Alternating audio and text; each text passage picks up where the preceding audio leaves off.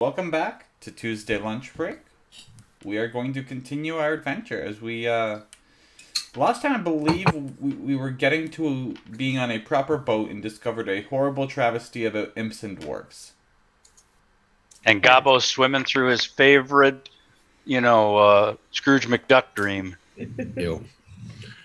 So a player asked me the other day if that counted as a special ability.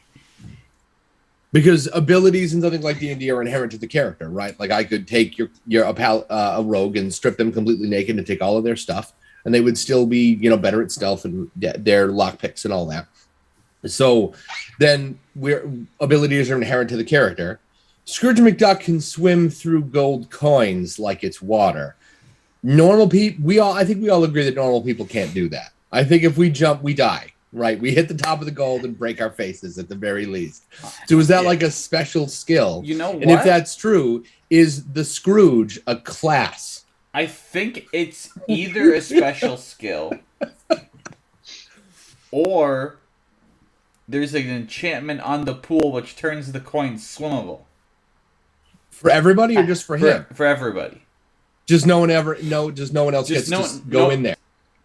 Well, and no one has that many, that too, right. And Scrooge doesn't let just anybody into the money. Exactly. I don't. Gobbo has a special ability called swimming through corpses. Corpse swim, yeah. I mean, it seems on brand for him. It really does. It's kind of gross, but Gobbo's kind of gross. In the cool way though, in the kind of. I picture Gobbo as he's always a little bit wet for some reason, and you kind of want to be friends with him. And because he's got interesting talents, and you probably don't want to say that out loud because socially you'll take damage for saying that. But he's also, there's nothing wrong with him. He's a nice guy. He's just kind of weird. So you want to be friends. You're just not sure how publicly you want to be friends. It's sort of like, sounds like he should be one of the superheroes, like the Spleen and the The Condiment King. Moist. Oh, God. The world's greatest superhero. Moist. Oh, gosh. He goes like this and moisture just runs off his elbows. That's disgusting. That's very gross. An unpredicted wet is unacceptable. I don't care where it is. If I wasn't planning on it, it's not okay. So we're kind of trying to find the pit where Gobbo's trapped in, where we assume he's trapped in, right? Is that kind of where we ended up? Yes, Gobbo was in a pit of corpses trying to find his way out. And I understand that the three of you are in the location in the overall area he's in, but not in the pit with him. Karina, what do you see? Dead things. Okay. Yeah, I don't even know that Gobbo's in the pit. I'm not headed towards the pit. No, where were you headed? I was at the docks. I was helping with the ship. That's right. But yeah, that's true. I think the three of us were actually still working on the ship. Oh yeah, no. Yeah, I was on my own. I thought you went up to the I remember going to the up to the throne room and confronted the fake dwarves and found out where. Well, Gobbo wanted to go there.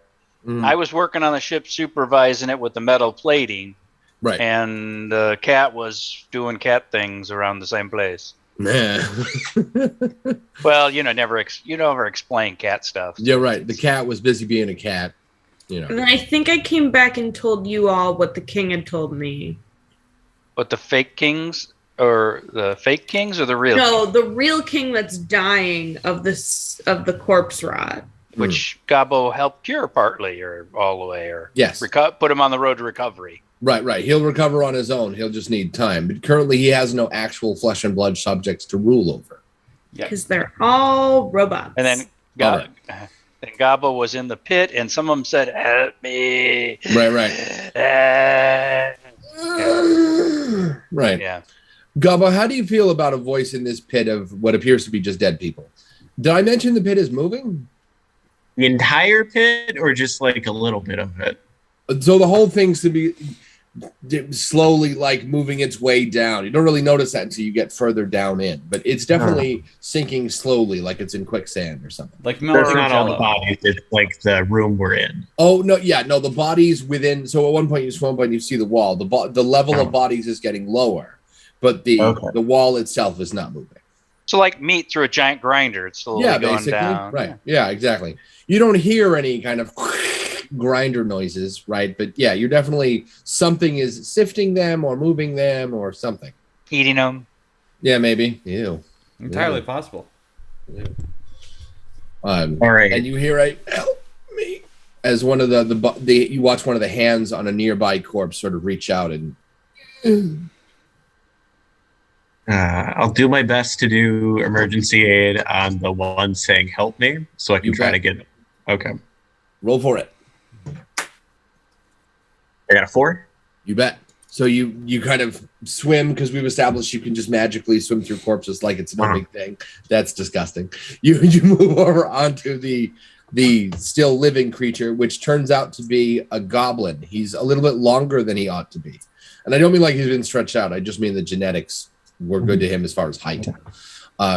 And he's got this huge stitch across, like runs from right here down to about here or so. Like it's pretty wide. It looks like the kind of thing he probably shouldn't have survived from.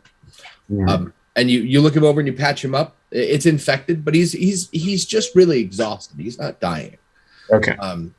And he goes, oh, ow, how are you? We need to get out of here. Ow. Why do we need to get out? Fire, and he kind of motions down. Fire. Okay, how long do you reckon we have? How did you even get here? I got thrown in with the rest of them. The scooper picked us up. Ow, I'm not dead. Nice to meet you. Okay. They are dead as far as I know. Unfortunately, I don't have enough energy to get myself out of here, but you apparently don't have that problem. How it's like steep walls, right? There's no like ladder or anything to get out, right? No.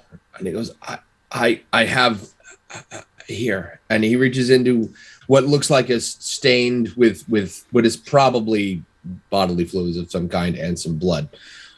He pulls out a little brown pouch that has this dust in it, and he goes, I was hoping to find enough, oomph to get myself out of here.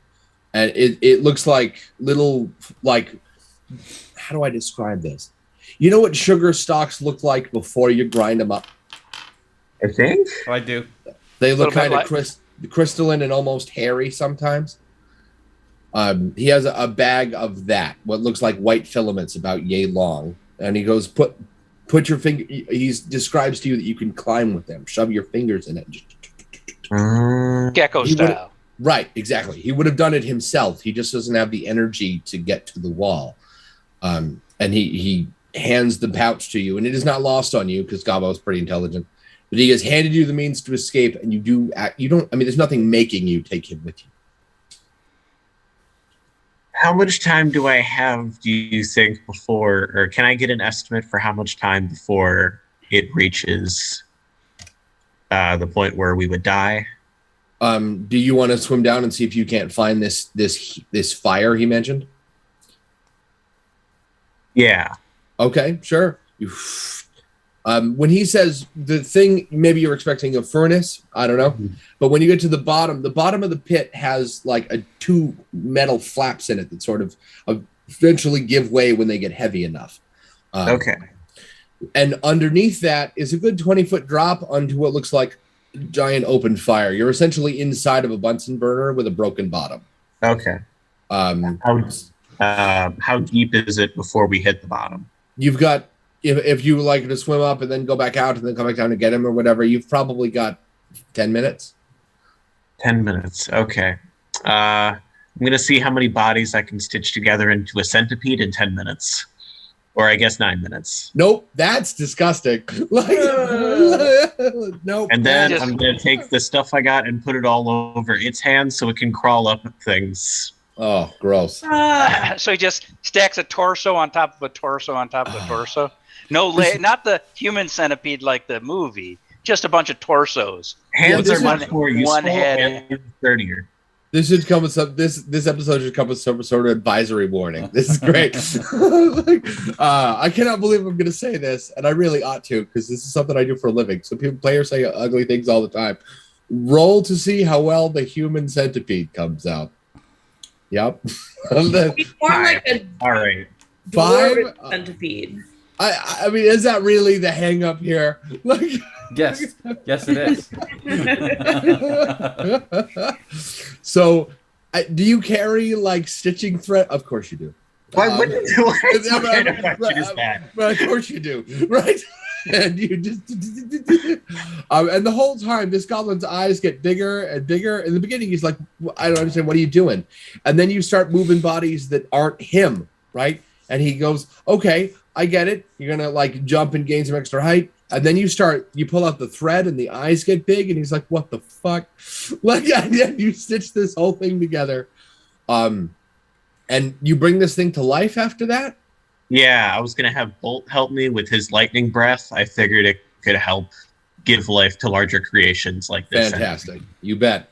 So Bolt looks confused about that. Right. You get the impression he's not the most intelligent creature in the world. So when you're like, breathe on it, it'll come to life. He's like, what? And he blasts lightning and he leaves a burn mark, but it does stutter to life like a car engine. And up you go, goblin and all. Nice. I'm going to tie the extra goblin I found to the centipede and have Bolt also go on it. I'll put the sticky stuff on Bolt's hands because he's probably too big for the centipede.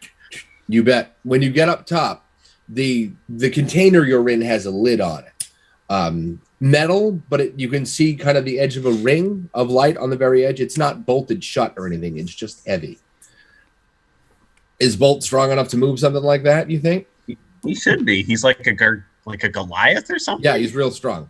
Yeah, he should be able to do that. You bet. He just pushes it open, and you breathe fresh, corpse-free. I mean, relatively corpse-free. You brought some with you, right? I brought most with me.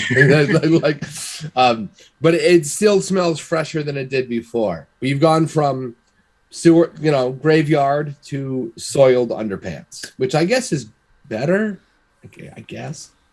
And you get them outside, and you were looking at what looks like maybe a marketplace. All the stalls are empty, right? But signage and crates and barrels and display cases.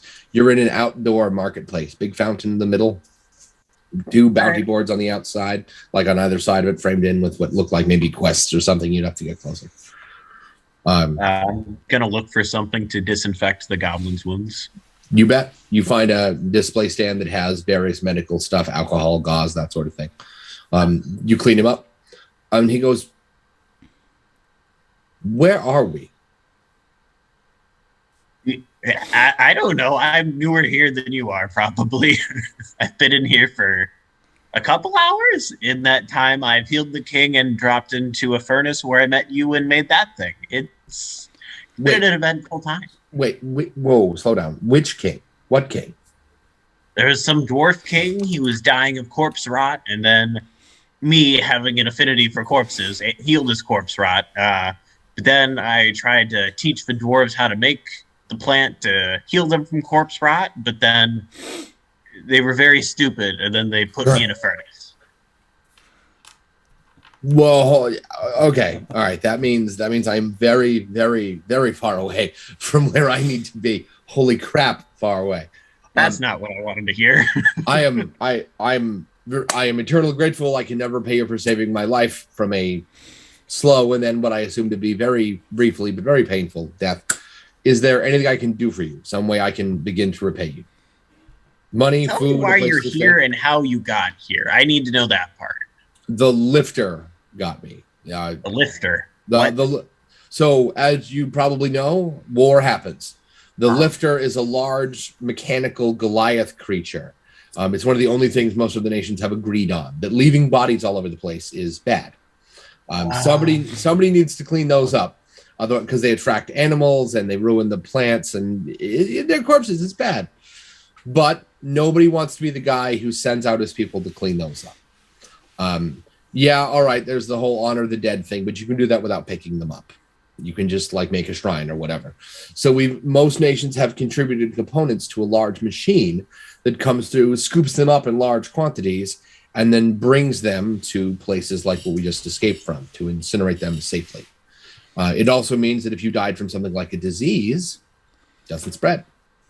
However, the scooper has malfunctioned in recent years, and I made the mistake of getting wounded and falling into a battlefield and not getting up before the scooper showed up. It is a machine, and it doesn't really know the difference. I see. I have only one question. You said something about honor the dead. What does that mean? I mean, a question I've never had a player character ask me ever. Like, and he goes, so he looks at you funny. Of course he does. Like the ears cock a little bit, the eyes narrow a little bit, and he goes, cherish the dead and consider what they gave us, what they laid down their life for, good memories, that sort of thing. You just sort of remember them. Gotcha. Be thankful they gave me the corpses for my creations. Got it. Okay. What? So where are you off to? Wait, you're a necromancer?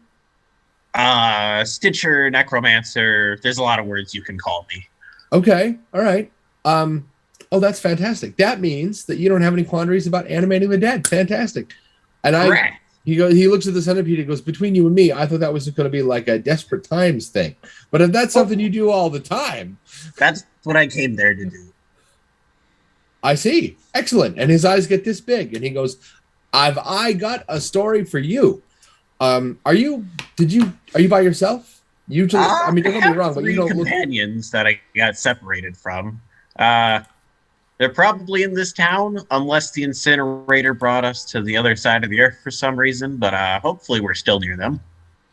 Excellent. I was going to say you don't look very physical. So, how do I put this cleanly? I got stuff needs doing. In old places where there be zombies and that sort of thing. And I cannot find somebody brave enough to go because usually you hire an adventurer for things like money or the promise of a magic item or something. There's a dead god. And I don't care what you do with the body, but I do need one of the eyes. Of the dead god? Of the dead god, right. Now, granted, it's far from here, but I would pay for your voyage. I would pay for a crew to get you there. The only real caveat is that I can find no one to actually go into the old temple. I see. I'll see if my friends also want to go on the side quest. It really comes down to them. I probably can't do this one alone. I understand. And he reaches into his robes and throws what looks like some black dust on the ground. He goes, nope, that's not it. And he reaches into his pocket and comes out what looks like a little piece of money that melted. And he goes, nope, that's not it. And he just takes the shirt off, flips it upside down, and shakes it to get everything in the pockets. And you watch what looks like the head of a chicken and a bunch of other little small creatures, some of which are intact, some of which aren't, fall out of his pockets. Like the cartoon where just there's like a seemingly unreasonable amount of crap falls out of, 10 pounds of pockets, falls out of it. 10 pounds of crap falls out of a half-pound shirt, right? And he runs in there and he finds an apple and he goes, oh, there we go. And he shoves his fingers in there and comes out with what looks like the little black stone, the seed in the middle of the apple. And he goes, here you go. Should it be something you can pursue, crush this, and I'll know. Okay. He flips the shirt the right way, puts it back on, goes like that, and walks away, completely ignoring the pile of crap he left. Because the shirt just collects other crap as he moves along. Right? Yeah, right. Click, what are you up to right now? Oh, so I'm still working on the boat because we're going to use the boat as far as I know and need to make it shipworthy. You bet. As I recall, you were busy reinforcing the steel so it'll, float. Yeah, we're going to use a brass or bronze or whatever it is they said they brought out plating. Right. Along the outside hull. So if when the boat gets squared away, are you leaving without Gobbo, or are you going to go find him somewhere? I'm assuming he's doing his, own thing. Because all I could think of when you said it was scooping up corpses was, it's made from people. Someday he's gonna find his dream corpse, and he's gonna name it Soylent. So that's what our plan was. So I'm pretty, finish a task and then go on the next one thing, Right. So the ship's coming along well. You keep supervising like this, and you'll be done. Well, they'll be done really in record time. Yeah, I'm not doing any heavy lifting. I mean, I'm just supervising. Supervising, right? That's an important job. It catches a lot of flack, right? But I think a good supervisor is actually a good thing. I just think the problem is that a good supervisor hires the right people. I think the great boss hires the people they don't need to babysit, which means when supervising becomes not a thing if you have a great boss, because they don't need to. I think the best bosses are the ones that go, all right, you got this. I'll be back at the end of the day. And then you don't see them, right? They don't see you. You don't see them. They go pester somebody else. Anyway, Karina, what are you up to? I mean, if I came back after the whole king thing and told everybody the situation, I guess we're just kind of working on the boat still, too. Because, I mean, Karina does not care if Gobbo comes back or not. Mean. Because of a distinct lack of give a shit, or like you're opposed to his return? Not necessarily opposed. She doesn't hate him, but she doesn't like him. I see. He's got a particular smell around him, He does the whole sewing dead people together. Right. That smell is death. That's what that smell. And she really get freaked out with the centipede, the dwarven centipede. Are you bringing that thing with you? It's Gross. Like a beast of burden, Yeah, it's his new mount. So, would the three of you make perception rolls? The three of you at the boat.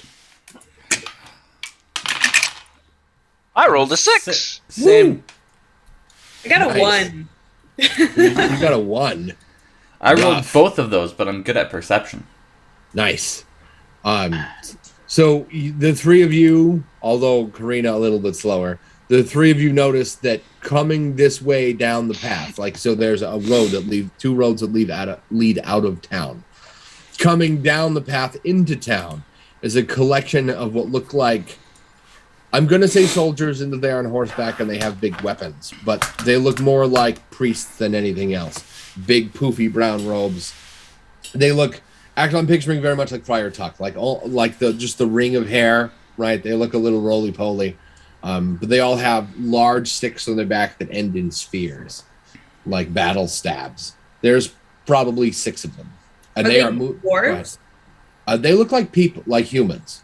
I said okay. People like dwarves aren't people. That's not what I meant. They look like humans. Okay. And they are coming. Probably not robots. Very quickly. Probably not. Do you care if they come through the town? So the town itself, the docks here, and the whole town kind of goes up and over.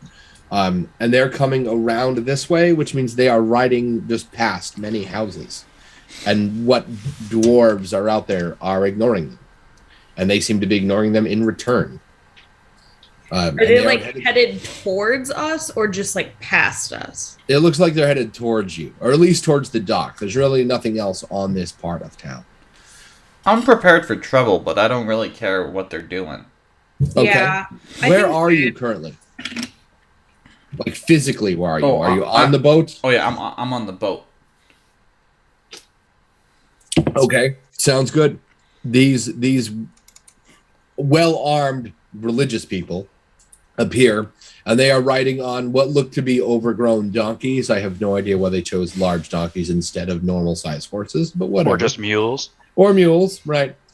They hop off their horses and march towards the dock area.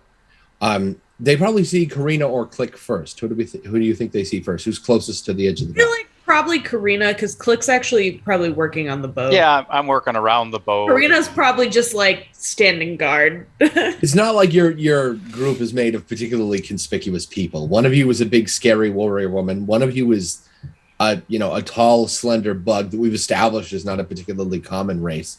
One of you is a talking cat, and one of you smells of death all the time. Like, I mean, all of you are real noticeable. Like, it is a wonder that entire towns don't clam up and shut their windows when adventuring parties appear. And I mean, I feel like they would know, like, oh, look, a goblin, a furbolg, 6 humans, and a dwarf are all traveling as a group. That means they must be adventurers. Like, there's no other legitimate reason that would occur. Or they're soldiers. In either case, things die. Not going to be me. So they march up into the dock, and they approach Karina, because you're the first person that they see. And they go, excuse me, we are looking for... And we apologize. This is going to sound ridiculous. We are seeking a sentient cat about yay big. Nope, never seen one. They take a step towards you and they go, "Are you sure?" Like a talking cat? Like a talking cat, right? No, I've seen a regular cat. About yay big? No. I wouldn't say that big. Well, we appreciate your candor. And they get on their mules. They see now. Look what you've done. They get on their overgrown donkeys, and they as they're leaving. Yes, I would like to just walk up, look over, and go, "Who are those bitches?" I don't know, but they're looking for you. And in that case, I will yell at them, "Fuck you! You will never find me." I think Karina just like slaps a hand against her forehead, like, you idiot. I just imagine these donkeys have a gait where they kind of bounce like this. Yeah. As they're leaving. Yeah, so I yell loud enough that intentionally for them to hear me. Fuck you, you will never So find they me. boink, boink, boink, and in mid boink, they like rotate 180 degrees, hit the ground, and boink back this way. Boink, boink, boink, boink. And do you say that from cover? Can they see you? Oh, they can totally see me. Okay, you bet. So when they realize that they've been trash talked by presumably the target they are looking for, right? They get off their donkeys and they start to go like this with the stabs, and the sky gets really dark really fast. What do you want to do? Gobbo, you see nearby on the other end of the marketplace. So the marketplace is like on the northern part of the island. The docks are like to the northeast-ish. You're watching. It's a relatively clear day. I mean, it's overcast, but it's not unpleasantly so. Just lots of clouds, not like one giant cloud. Except over there. Over there, the sky is turning black very quickly. Well, I can't think of a better sign of where my friends would be. And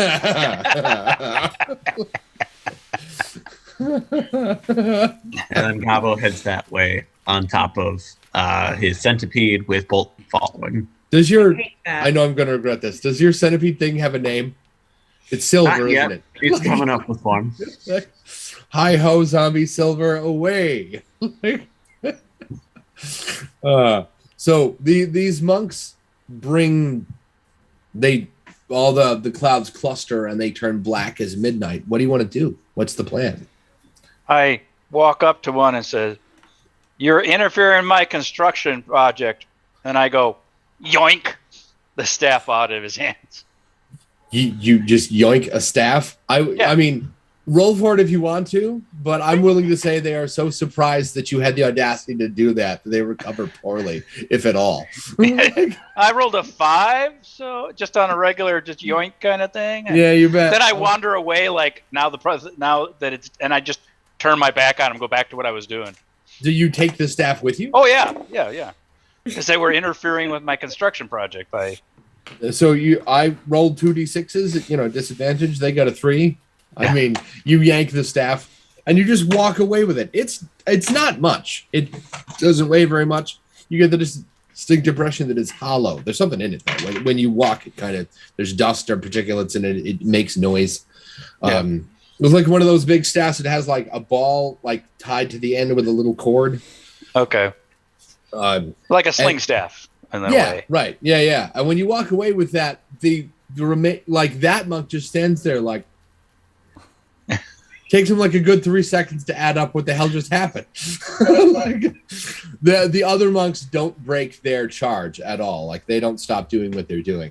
The cloud weakens, I mean, a tiny bit. There's 6 of them. So the cloud has weakened at most a 6th, right? Ooh. I think Karina notices that and goes to try and grab a staff as well. You bet. It is less unheard of at this point. As you encroach upon them with their other hand, they go like this, and nothing appears to happen. But when you close the distance to get to them, there is what appears to be a force barrier. You'll have to break through it. All right, I rolled a 6 to just punch through it and take the staff. Yes. So you reach through and you take one. This makes them unhappy. You watch their jaws start to clench a tiny bit.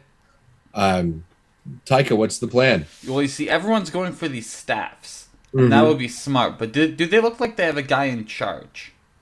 They don't look the same, right? They're not like carbon duplicates or anything. But their clothing, there's no indicator of who's in charge or anything. Cool. In that case, while Karina's smashing through and grabbing the staff, I'm gonna be real smart and go after a face. I knew it. Nice. Roll for it, because that that energy barrier is between you and them. Oh no! So she smashes through, and then I jump off of her through the barrier. I see. To go after face. I see. You bet. That's another 6. So badass. I'm gonna dig into like the side of his face with my front paws. And then do that thing where cats sort of like scrape the back just down the face. Oh. So he's a surprisingly tough guy. Like you hear him like he's trying not to cry about it, but you have like ripped his face open. Yeah. There's a lot of blood and a surprisingly little amount of audio to accompany that bleeding. Would you make what amounts to a Constitution save? Hell yeah. That's a 5. You bet. So there is an incredible pressure on you, and you can't move off his face. That's fine.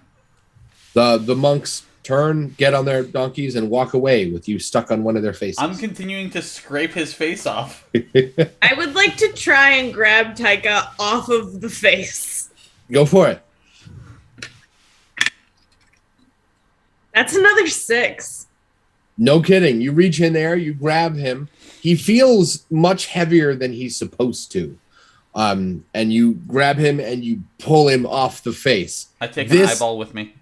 Nice. This offers up some screaming, right? You plucked the dude's eyeball out. Yeah. The remaining monks turn to Karina and swing at her with what stabs they do have. Would you make defensive rolls? A 5? You bet. You've got, 4 more stabs? 3 more stabs. All right. Another 5. Nice. And a 4. Nice. You bet. So only one of them manages to hit you on your left side, but that hits pretty hard. When it hits you, there's it's a club, basically. So there's an intense... There's also this weird rippling effect that goes through your body. What do you have that's made out of like multiple constructed materials, layers? Anything from the like a wrap on a sword that has a bunch of coils to it to if you have something like a clock, anything like that. Everything that I have on me is made from animal skins. Okay. Anything that is particularly layered, like a headdress? No, I don't wear I would be wearing multiple layers of animal skin. So like I'd be wearing like clothes and then another layer of clothes on top. Right, but they're not stitched to each other. No. Okay. So there is you feel like you ever stand in one of those vents in the like in the street in the city and all the air comes up and it kind of woofs up the hoodie or whatever. Mm-hmm. That happens to all of your clothing and there's a brief they all kind of fan up. They don't come off you or anything. But there's this you swear somebody hit you with a in high intensity fan right after the bruise. And the monks decide that this is not working. right? And you get the cat, but they attempt to ride away. Bad news for them. They ride by where Gobbo was coming on his, unique mount. You also see the remnants of Taika on some guy's face. Right. There's so you see what looks like 6 monks. 4 of them are armed with these weird staves. The other 2 look a little bit sheepish and unarmed, bouncing on donkeys like out of a cartoon. And one of them is missing a large portion of this skin that ought to be on the front of his face and an eyeball. In the right direction. Must be, right? they Can we see Gobbo? So Gobbo, humor me. This dwarven centipede, is it like a long slinky thing, or is it like a tall thing? No, it's a long slinky thing. Ew. So yes, you can see Gobbo and his fascinating new ride. Then Karina's gonna yell at Gobbo and be like, "Stop them, please!" All right, I'm gonna try to make a blockade with my centipede, and also have Bolt get in the way. That's foul. You bet, and not like a chicken. Taika, are you one of those cats that like leaks fur when they have an emotional response? Oh, absolutely not. Of course not. That would be undignified. Exactly. Unsightly. Of course not. You bet. So you make this barrier, right? And the monks turn to you. They offer the tone offers no judgment at all. They don't seem to give a shit that you have this thing that you have. But they do ask you politely to get out of their way. Where are you off to? We had business in the town. Now we don't. My friends asked me to stop you, though. Did you piss them off? That is possible. While this is happening, Taika is if he's not let down, mid-air, full force running. Yeah, I feel like Karina is still holding on to Taika. Are they right? She's like, "This is a problem, child." So Taika's currently losing his mind in the air, and he's running with everything he's got. He's everything again. The opposite of love is hate and vengeance, and they tried to take me. Right, Taika is the knight. I feel like Karina is definitely moving towards the monks, though, with full attack mode Taika. right, with the crazy the xenophobic fur ball. Right. Gobbo, what do you think? It doesn't look like they have any quarrel with you. Yes, but my friends have quarrel with them, and that's enough. I see. So what was your business that it pissed them off? Because clearly I should be stopping you if you're just politely asking me to move. We came to acquire the talking cat. It didn't go so well. Why would you want to steal our friend? Oh, whether or not he's your friend is not part of our mission. We are to collect him and bring him to the temple. What temple? The temple. They stress that like somehow that's enough. If it's so important, why don't I know about it? Obviously, it's a dumb temple that you don't need the cat for. They look mildly offended, right? You like when you say something like, if you walked into a Christian church and said God is dumb, right? You've said something that is just unacceptable, right? They sort of, if they were glass, they would have been cracked, right? But then they pull themselves together. They are monks after all, right? And they go, we understand that your faith is not our faith, and that's not an issue. You haven't even sold me on your religion yet. What the heck? I don't know anything about it. Tell me about it. Well, the temple has the great champion servicing it. The great champion will unite all of the nations eventually. And it is our pleasure to serve him. Who is the great champion? We're not really sure what his name is. We know that he has chosen a child as a vessel. He is just the champion. What is he doing with a child? Vessel, inhabiting him. It's a great privilege. I know what they're talking He's about. inside the child?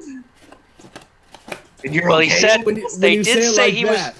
He did say he was servicing the temple, so yeah. could put that any way you like. No, I do need to stop you guys. This is okay. You crossed my line. That's very hard. If I'm close enough to hear that, all you hear is, "Why did you not mention Duke?" And I'm even more angry. Karina, do you release the as well?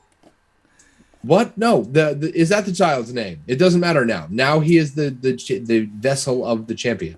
This is infinitely worse. Okay. Are they in a row that Bolt can just shoot them all? You two rows of 3. I feel like I will just stay here distracting them while talking and waiting for my friends to catch up. Karina's gonna let go of Taika, but first she's gonna look at him and be like, do not attach yourself unless you're killing them. Only kill them. And then she lets go. Kill, don't cling. Right? You're a murderer, you're not murderer shrink wrap. You understand? She lets you go. Hey, I'll take it. Now, when you let him go, do you like throw him? Do you put him on the ground and let him? Oh, I feel like I launch him at one of their faces. Nice, you bet.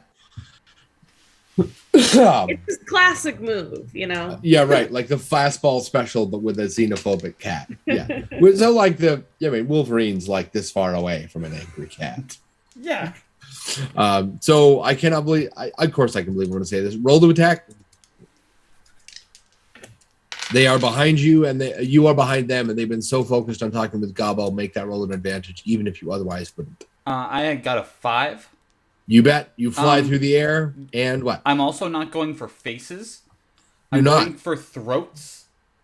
Ooh. And or that spot just above the groin where there's the easy access to the vessel where like in movies every once in a while we'll get stabbed with something and someone will die out.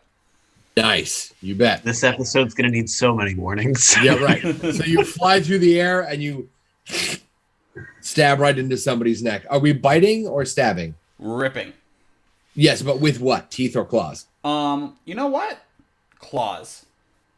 Oh, good, because it's slightly less gross than biting on somebody's neck. You bet. Or their groin. Yeah, right. Well, if he bites, he gets a nice little snack. Ew. I'm not eating these guys. Is that the issue? If they were polite, yes. you'd be willing to eat them? 100%. Rude people don't taste good. Everybody knows this. Everybody knows that, right? I'm sorry, but you're right. I forgot, right? Like Stevie Wonder's blind, some people suck, and rude people taste bad, right? Those are just like... I see. Superman's cape spitting in the wind, rude people taste bad. Yeah, that's right. Right? Like they were just obvious facts of life that are true all the time. Right. So you stab into this guy's neck because we don't chew into his neck. His blood spurts out of his body. How big is this centipede? Is it reasonable that it could get out of the way and not get any of that blood on it? It would probably get hit. Okay, you bet. The blood flies through the air, squirts past Taika. I imagine he gets some of it on him. It hits that corpse snake thing you've got, and it starts to melt away as we speak. Uh-oh. Gross. Don't touch their blood, guys. Bolt considers that to be a concern, right? Like, because he's a dead thing too, right? He considers that to be a concern. The corpse worm, are you still on top of it? Yeah. Okay. Probably going to start getting off and see if there's anything I can do to stop the spread. It starts to go like this and like buck you like an undead horse.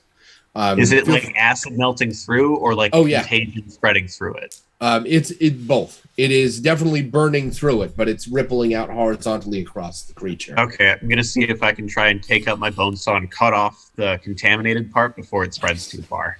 Right. Remind me to never go see you for surgery. You're like, you got a little infection on your finger. Gonna cut off your hand. Like, I'm sure I thought we would be rid of the human centipede. That was called the Civil War. Yeah, right. Like he's got gangrene over here. We're just gonna take off this whole percentage. There you go. It's better to live with one arm than it is to live with an infected hand. Right. And then I can heal it. I know that much. Right. So you get in there. Roll not to see if you can do that, but to see if you can do it before it gets any worse. I got a 4. Taika, you excellent. Taika, you've dug into that guy's neck. Are you holding on or jumping onto the next guy? Onto the next guy, neck to groin. You bet. Would you make a dex save as you fly through the air? Karina, what are you doing? Before Taika can kill all of them, I want to try and knock one out with the staff that I stole. You bet. Roll to attack with advantage. Is that a 4, Taika? Yep. You bet. So as you fly through the air, one of them comes up underneath you with the staff, and you just about get away. They just clip your back legs with it. But there's a sonic vibration that comes with that, and this spins you a little bit in the air.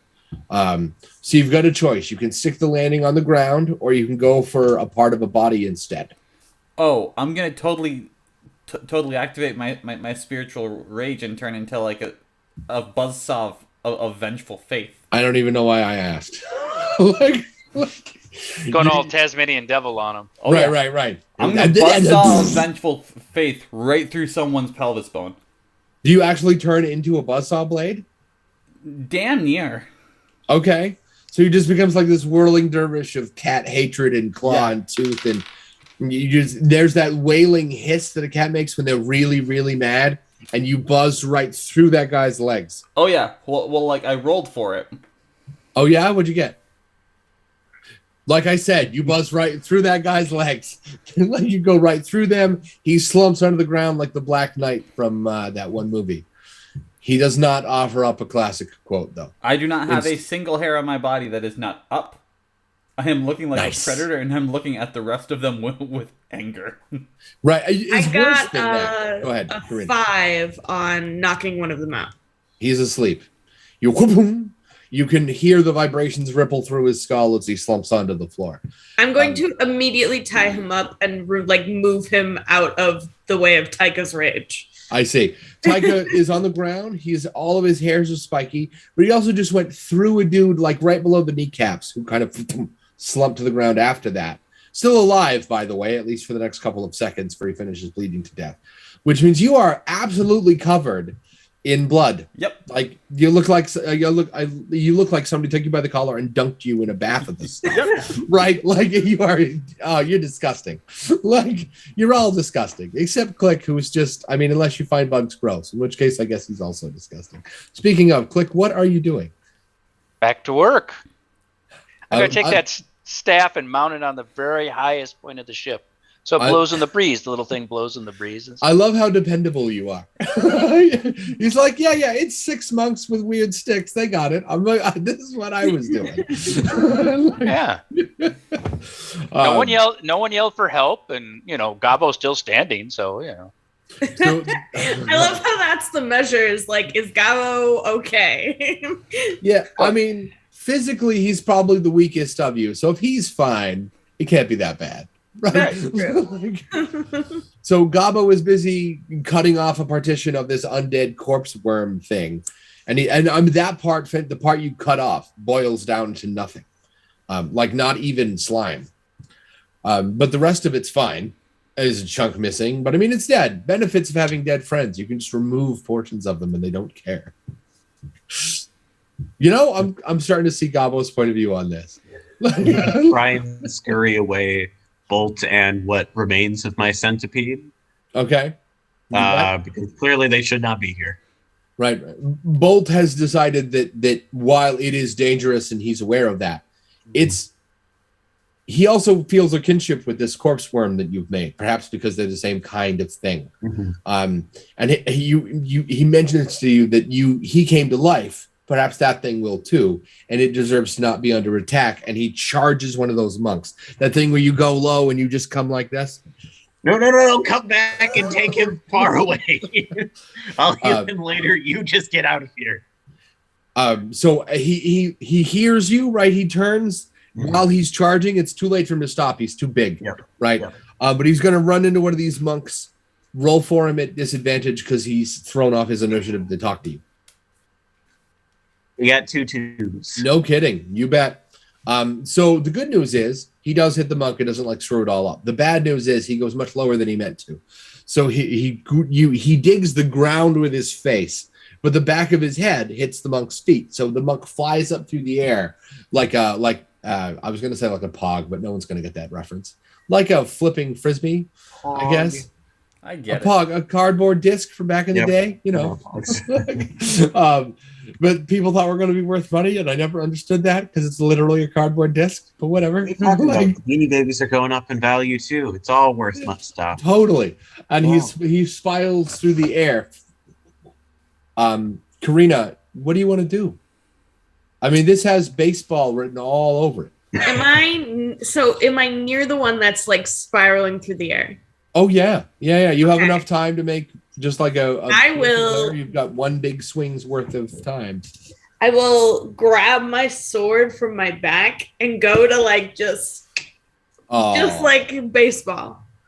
So we're not trying to knock him away. We're trying to go through him. Oh yeah, I already have my one to question. The rest can die. I see. Rest are just collateral. Yeah. So roll to split the sky like a butterfly shrimp. That's a 5. No kidding. So as he's coming down, you pick your spots. Go. He's spinning like this, right? And he spins, and then you pick. Do you swing like this? Are we trying to split him from like? No. We totally like baseball. You bet. We're gonna get him in like this. Half. Right. So when he hits the ground, he's in half from like, the back half of his body and the front half just onto the ground. And Bolt decides that he was a part of that, and he goes, high five. I tentatively high five him. You've made his gear. You watch a tiny bit of pigment turn into his skin and everything. You're not sure if that was blushing or what. And then he picks up his half, what he apparently decides is his half, and he goes, people like make trophies out of these, right? As the organs, just because he picks it up, the organs just slump out of it. I'm like, careful, blood. Oh God. And he freaks out as the blood starts rolling towards his feet. He drops the thing, panics, and scampers off to Gobbo like, oh my God. And he points down, and there's just the tiniest bit of blood like on the very front of his feet. You are monkless aside from the unconscious one. And Click was like, whatever, I'm going to fix this boat. Yeah. Don't leave a job undone. Yeah, right. By the time you get back with the monk, boat is done. You can totally leave, What's the plan? I am silent and crying because I've just been a ball of rage and it doesn't feel good. And you're covered in blood. Oh, I don't mind. I don't mind being covered in blood. I don't care about that. I'll take a shower later. Will you? Yeah, you lick the blood off. Yeah, I'll clean myself. That's funny. I didn't know if you were just saying that to make people happy, or if you were in fact going to bathe. Absolutely. He's a very clean cat. I see. You bet. Yeah, I just go to the highest point and start crying. Aw. Loud enough they can hear you, or is this like a quiet sulk? Of course not. No, it's like the sad, silent cry. Yeah. Karina grabs the monk and throws him on the ship. You bet. So the ship's up and running, and the dwarven automatons are willing to sail it with you. It's probably too large for the 4 of you to babysit it yourself. Then again, you have an undead zombie skeleton thing, and Bolt. So there's, if you want to count the dwarf zombie, there's 6 of you. So you don't need a lot more crew other than that. But in any case, the ship is kitted and ready to go. Where are we going?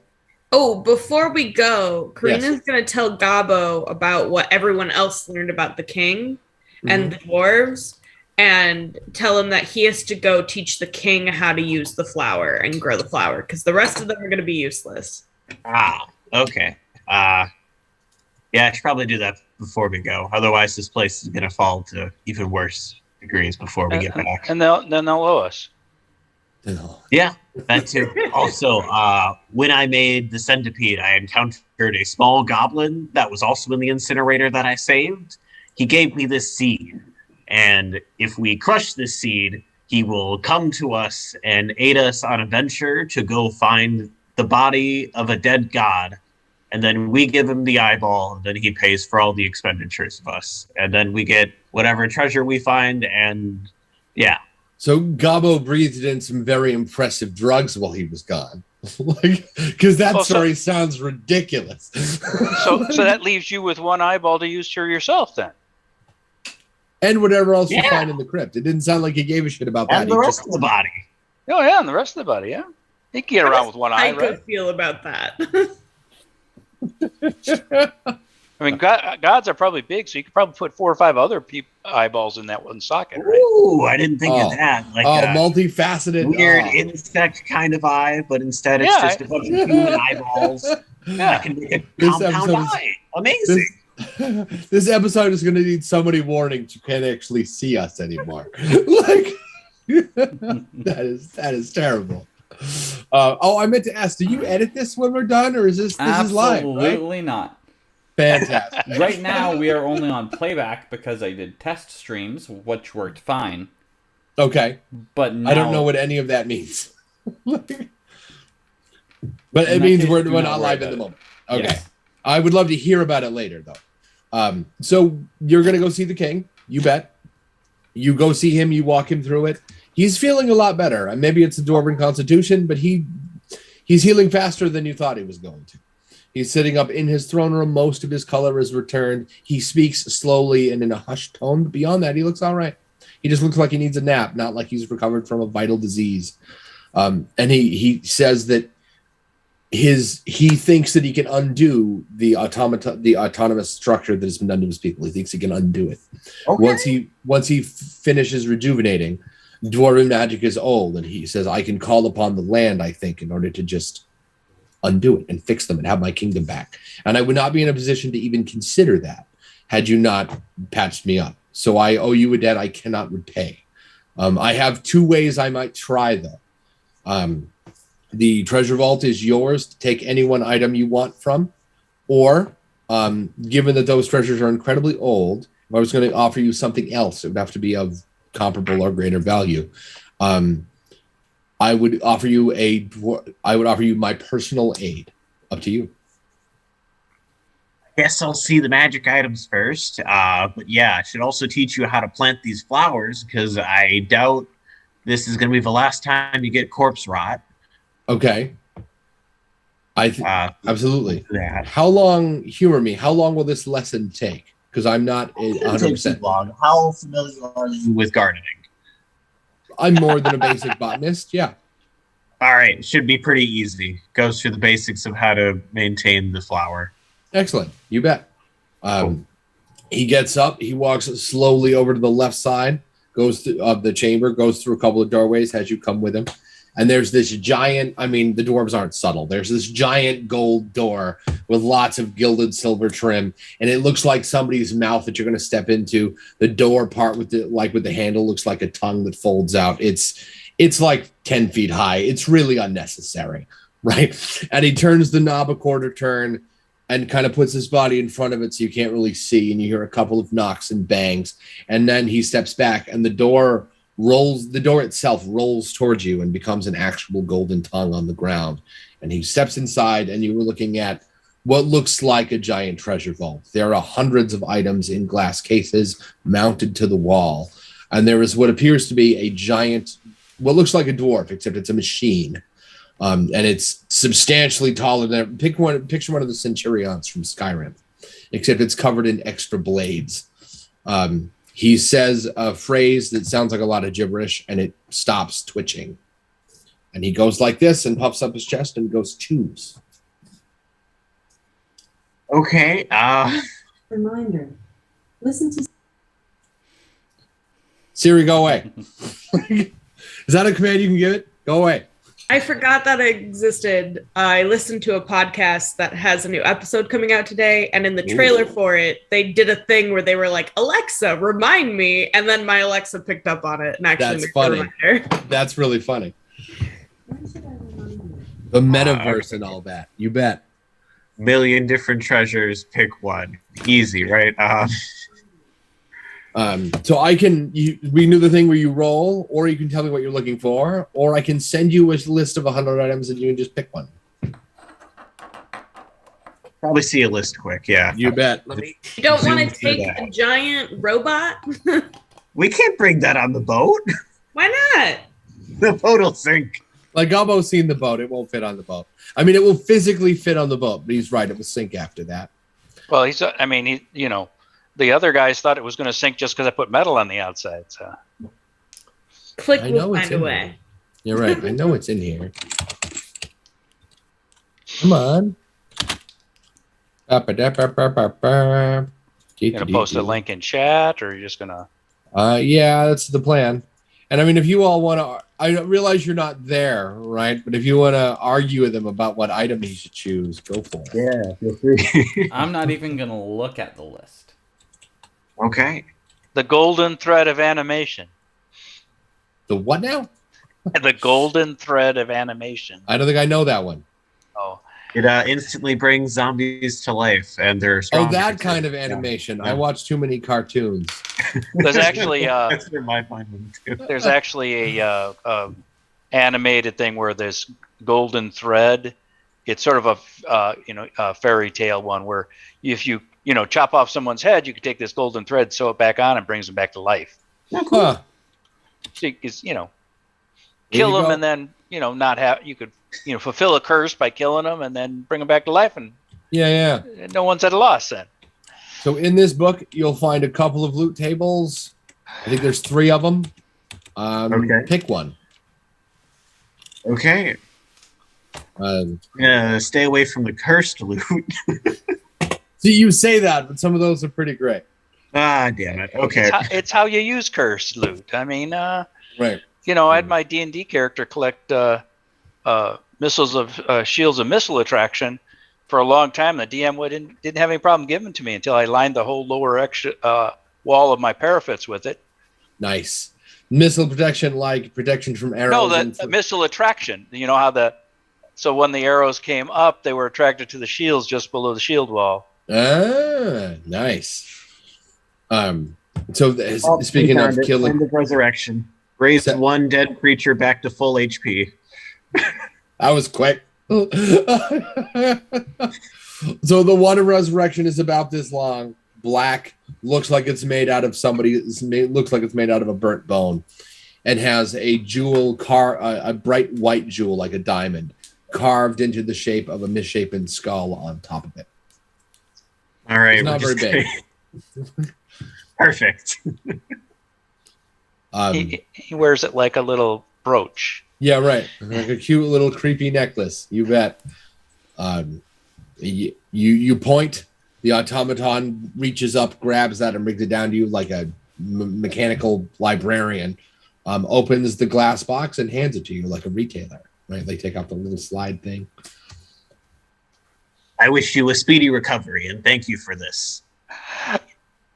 It is my pleasure. You have done me a service I cannot repay. He steps outside. When you step outside, the vault tongue rolls itself back up. And he goes, humor me. Where will you go now? We're going on a boat. And I really forgot where we were going next. So much has been happening that it's kind of hard to see what's forward, but I know it involves a boat. I understand. Life adventure and all that. I used to be. But, royalty and kingship. And it is not the life I wanted it to be. But that is not your problem. Thank you so much. And he sits back down and goes... You can almost hear the I used to be, and then I took an arrow to the knee on the wind. You return to the ship. Now what?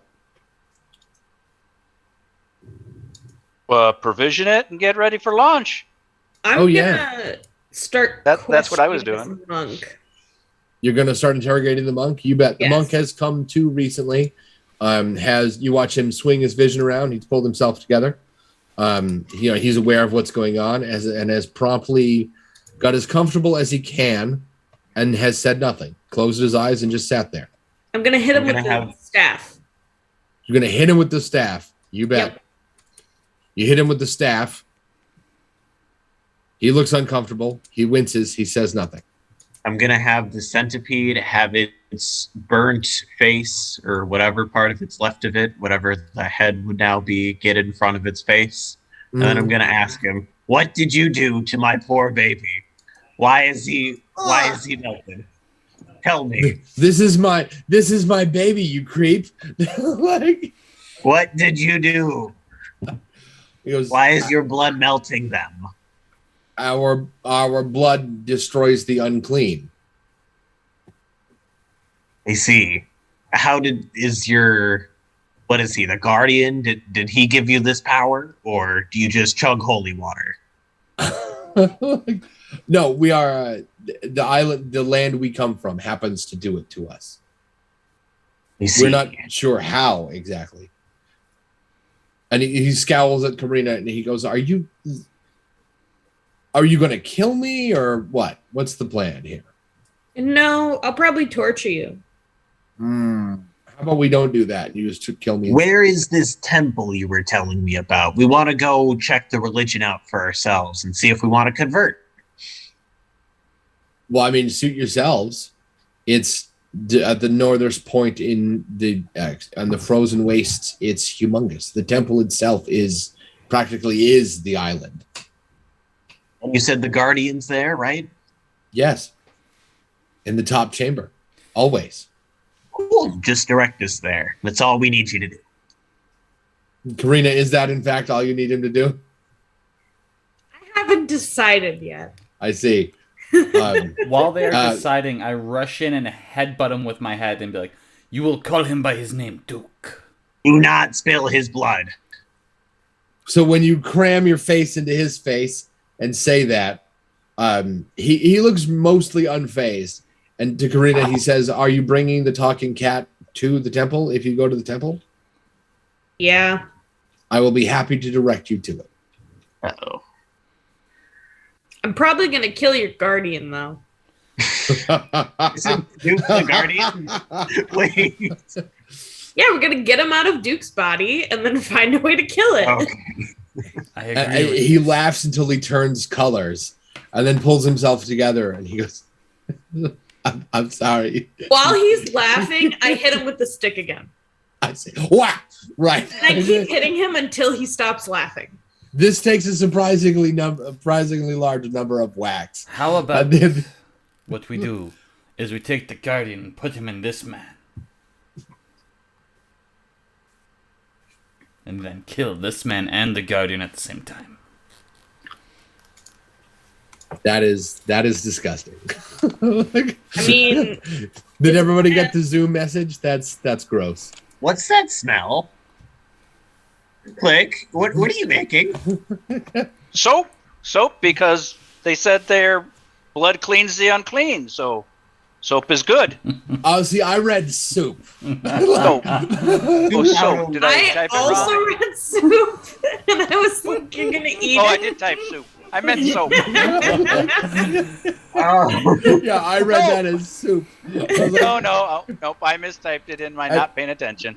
Gobbo is infecting people with his grossness at this point. No, I make soap. I make soap out of them. You know. That's because that's less gross, right? Yeah, right. I mean, I guess. At least you know, Soap is made out of dead parts, I guess. Right, soap goes on you. It doesn't go in you. I think it's slightly less gross. Yeah, because they said their blood cleans the unclean. So, what a better use for it? That's what they said, right? That's funny, right? So, Click has just invented the first bath product, right? Bed, blood, and beyond. You know. Oh, that's good. Hey, thanks. So Taika, how on a scale of 1 to 10, how upset are you? Right now he's just overall exhausted. He's aggressive, but he doesn't have the energy to be upset. I see. Not even about the Duke thing? No, he wants to be, but he doesn't have the energy. I see. So the monk tells you that in order to sail to the frozen waste, you have two choices, both of which are direct given your location here. But the waste is vast. So there are only 2 docks there, and you have 2 choices. You could say you could go to the west and stop in Umberwell, which is a giant urban cityscape, massive. Millions of people live there. I can't even express how much urban development there is at any given moment. Millions of people live there, and nobody in it has a map that is accurate for more than like 15 minutes because of how often a building gets destroyed or rebuilt or a street gets renamed or whatever. It's ridiculous. Or you could go east and sail through Krevborna, which is... Have you seen the Van Helsing movie with Hugh Jackman? Like that. It's like that. It's filled with all that stuff. It's Ravenloft, except it's less defensive and more offensive, in the idea that in Ravenloft, the mists can call the shots, and it's a pocket dimension, and you could kill Strahd right now, and the mist would just roll in, put him back in place, and then roll back out. Because the beings that set that whole thing up, I really have a hard time believing they would let like 4 to 6 mortals undo what took like an eon to achieve. They would just undo it. You're lucky that I'm far enough in my Curse of Strahd campaign that didn't spoil anything. Oh, I don't think it. It wouldn't spoil anything. Yeah, I don't think it will. The way that our DM played it, we didn't know about how it all worked until we got about halfway through the campaign. Oh, I'm sorry. My bad. No, it's good. We passed that point, so I know. I grew up on Ravenloft books. Like, Ravenloft came out with 2nd edition. Tracy Hickman deserves massive props for that. He was the first person to sit down and work with what at the time was TSR. And he said, you know what? I think bad guys should be more than just guys who get killed. They should have, like, lives and crap. Like, so he came up with this whole ridiculous backstory. The mists aren't, like, in charge. They're just a complicated shackle, basically. Mm-hmm. It's complicated and very well written, and I'm really hoping that the 5e version of Ravenloft bothers to remember that. I couldn't tell you. I haven't read it. I'm pretty sure it does. Okay, cool. Like, there's this big thing about like reincarnation, and it's fancy. Anyway, Krevborna is not a pocket dimension. It's just where all the creepy crawly things that go bump in the night live. By and large, I mean, just like people, they move out, right? But a large portion of them live there. If it's if it's an old Universal Studios movie, you can find it in Krevborna, ranging from werewolves to vampires to the creature from the Black Lagoon, all that stuff. Only hopefully with less cheese. Because you could also, before you ask, you could also sail due north right at it. 2 problems though. One, that won't take you to a dock, though I suppose you could just park it and hope for the best. But that will also take you through tentacle territory, and I do not want to die. So I recommend we not do that. I realize we're not on the same team, but do want... I kind of want you to die, so... What is in tentacle territory? Tentacle territory. We call it that because the ocean there is populated by every disgusting thing that's ever had a tentacle. Krakens, octopus... There are tentacles there that I'm fairly confident are sentient stone. It's dangerous. Thousands of ships poke out from the bottom because so many ships have been broken. Their bodies, their carcasses sit on top of each other. We're talking literal islands made from the broken parts of ships. Before we even go to the island, should we try and find someone who can help us figure out how to get this guardian out of Duke's body? Did you say that out loud? Yes. The monk says that's impossible. The guardian chooses his vessel, and that's the way it is. I hit him with my staff, and I go, shut up, I'm not talking to you. What? How? Is that really necessary? I mean, I hit him again. Ow, stop. I mean, I know we're not on the same team, but seriously. I hit him one more time. Ow, stop. No. I will do it. For being a guy who did try and beat you up, he's like, look, I really, like, nothing personal, okay? We came for the cat. There's no ill will here. Why are you hitting me? Because I have ill will towards you. And then I hit him again. What? He goes, all right. I will. Blood trickle. At this point, you've hit him enough times in the same spot that you've broken his skin. He's just, like, bleeding. I put a bandage over it so that it doesn't hit Gobbo's things. I love that it's not because I give a shit, right? They sort of spits on it and sticks it on him. Is that it? Yeah. Nice. Gobbo, what do you think? I'm not a fan of my creations being under threat. I'm going to try and move them to the opposite end of the ship. Okay. That's not really what I mean, you achieved that, but that's not what I meant. I meant, it sounds like an offer has been pitched to find somebody who would help with this whole soul extraction thing. And I'm not suggesting you do unusual magic. I'm just saying that on the ship, I think the person most likely to know anybody like that would be you. I think it does make a lot of sense, though, that Taika does have magical abilities, so he Taika has no clue if he can do it. He's just convinced he can. I feel that Karina would buy that he can do it, though. Nice. Wait, Karina thinks Taika can do this on his own? You can just extract the soul? I mean, he's like a magical pet of a god. Like, so clearly he can do anything. Weirder things. Okay. Gobbo, do you know anybody? Or know, like, in a book, know of anybody? When I went to Mage College, when I was still doing that, I had a rival named Gobbo. He really liked taking souls apart of people. I didn't really get that whole bit, and he didn't really get my whole bit. Did I hear that right? His name is Bobbo? Yes, Bobbo. I always made fun of him for his stupid name. Yeah, I'm picturing he looks exactly like you, but he's got an evil mustache. and his friends call him O. Right? Yeah. Oh. Also, his hair is slicked back because he doesn't like the natural look. Yeah, right. He's got like the grease bag hair. The bear grease holding everything down. Right. It kind of covers up the smell a little bit, but right. not in a good way.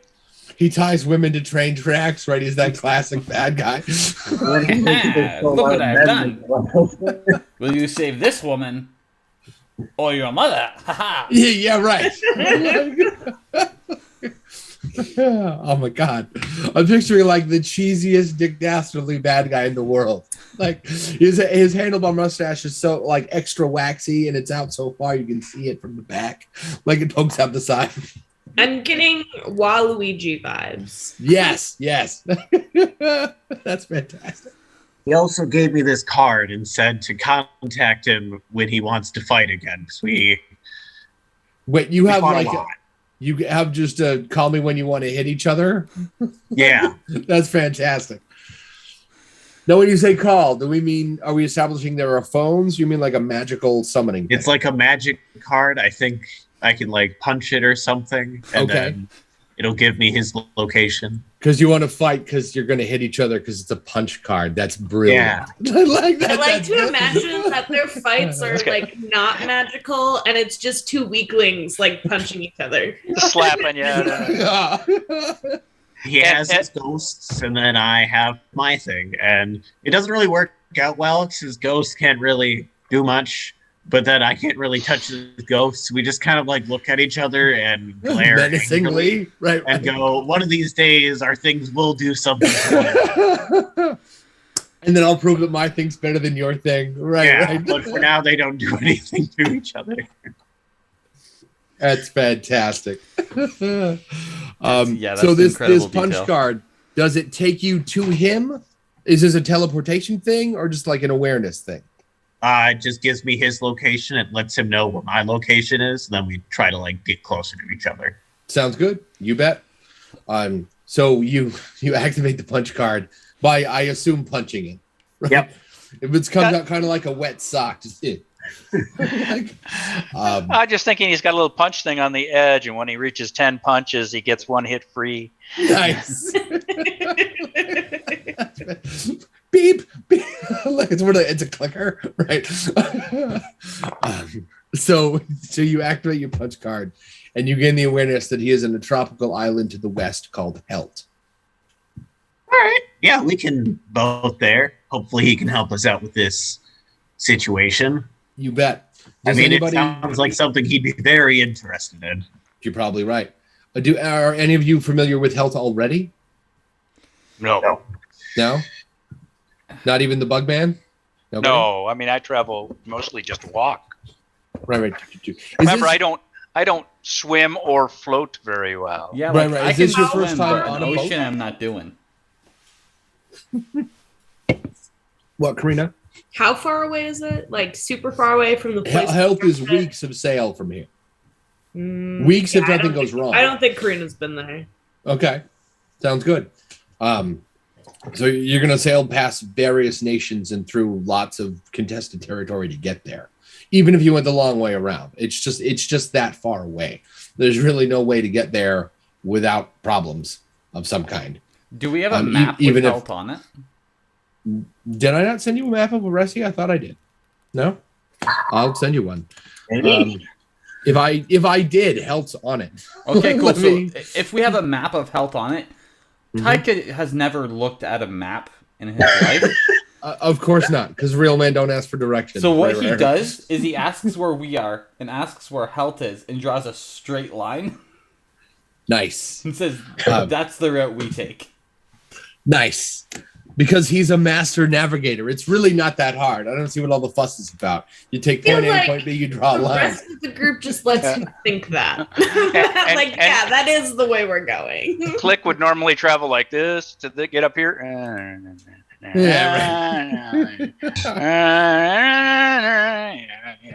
Takes about 3 times as long for him to get anywhere. That's funny. So I will resend you the map. You are on the so Oressia as a whole is a collection of islands that sits inside a huge circular ring of stone that might as well like a giant rocky crown, really. It sits in the middle of the ocean. You know, most people in Oressia don't leave it. Lots of different scholars will argue about how come, but most people who live there don't leave. Then again, you don't need to. There's millions of people there across various islands. You are currently sailing from a dock in Orgalt, which is all the way on the northeastern section of the ring, like right there. If this ring behind me, where you want to go is way over here. It's like weeks of sail, even if you take a straight line. If you don't take a straight line, longer. Then again, if you take a straight line, there is less likelihood you'll find a place to refuel if something goes wrong. Anyway, I will make sure you have a map, and I will see everybody in 15. All right.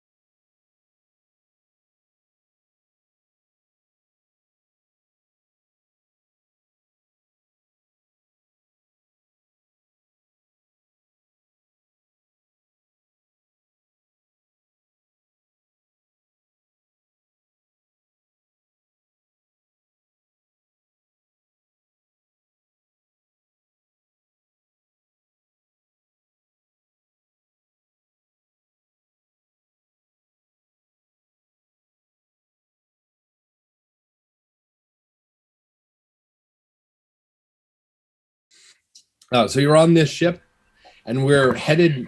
Oh, you should find a map in the Discord chat. Is the plan to sail to Helt to poke this?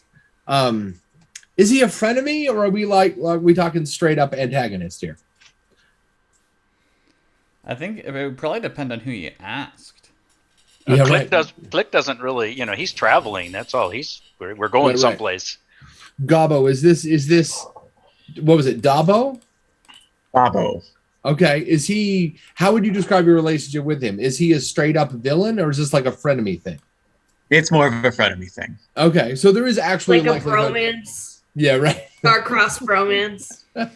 He has his spirits, I have my zombies, and they don't really mesh well. Kind of like oil and water, but doesn't mean they hate each other. They just think one is better than the other. Well, obviously yours is better because it can affect the material world. Yeah, he just has like spy stuff, and that's it. Nice. I can punch him in the face with mine. Nice. So yours is better. Right. So that must mean the other guy has more money. Yeah, much more. Probably. Wait, hold on. What? The island he's on, he probably bought. Through this discussion happening,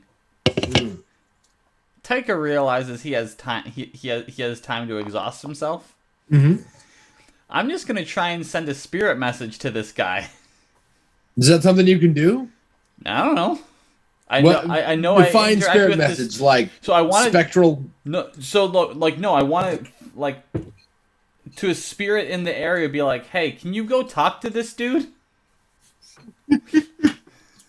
Basically, spirit UPS. Sure. Yeah, roll for it. Is that something you do regularly? Absolutely not. I got a 4. You bet. Again, I know I do some spiritual stuff, but this is just going into the what he would do regularly is what falls under the idea of love and hate. Right. And then him reaching into other sort of domains, if this were D&D, would be something he doesn't normally do. I see. So it is an unusual thing you've just done. You get some static, right? Like you get some what amounts to a busy signal. Not with the specter that you find. As the being that you are, it's not hard to sort of blink and transition your vision from the material plane and see other remnants of other planes drifting in and out, like ghosts. So it's not hard for you to find a spirit. But you feel like there's a communication breakdown. But they get the gist of it. It just takes longer than you expected it would. So is this a mental thing, or can your shipmates see you talking to what appears to be empty air? They see me talking to empty air. Of course. You bet. Because that's normal, right? He's a talking cat who can almost turn into a saw blade. That's not weird or nothing. You bet. Look, of course he talks to himself. You bet. So the spirit comes back to you in record time. They don't really move at all so much as just sort of communicate with the next one and quickly do the telephone game across an entire ocean. Oh, yeah, I love it. And when they get back to you, they inform you that Gobbo is not around. I heard you correctly, but the telephone game screwed up, So they're like, Gobbo is he's the creepy one, right? Yeah. They say he's there, but there's something about a charnel house and lots of cold, and those two things don't make sense together. Anyway. I tried. Pass out.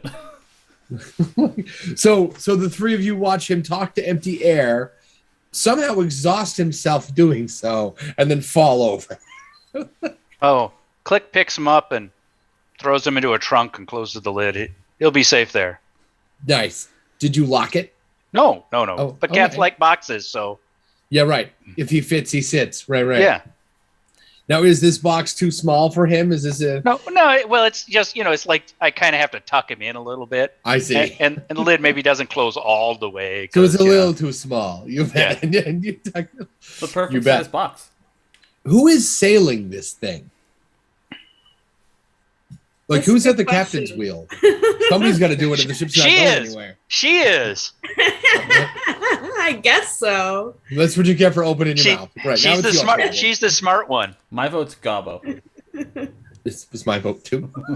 It's not my call to make, but if Gobbo is confident. Gobbo, have you sailed the ship before? This is not a skill he is trained at all in. All right, then I guess Karina's doing it because she has been on a boat before. Okay, you bet. Is it something you think you're proficient with?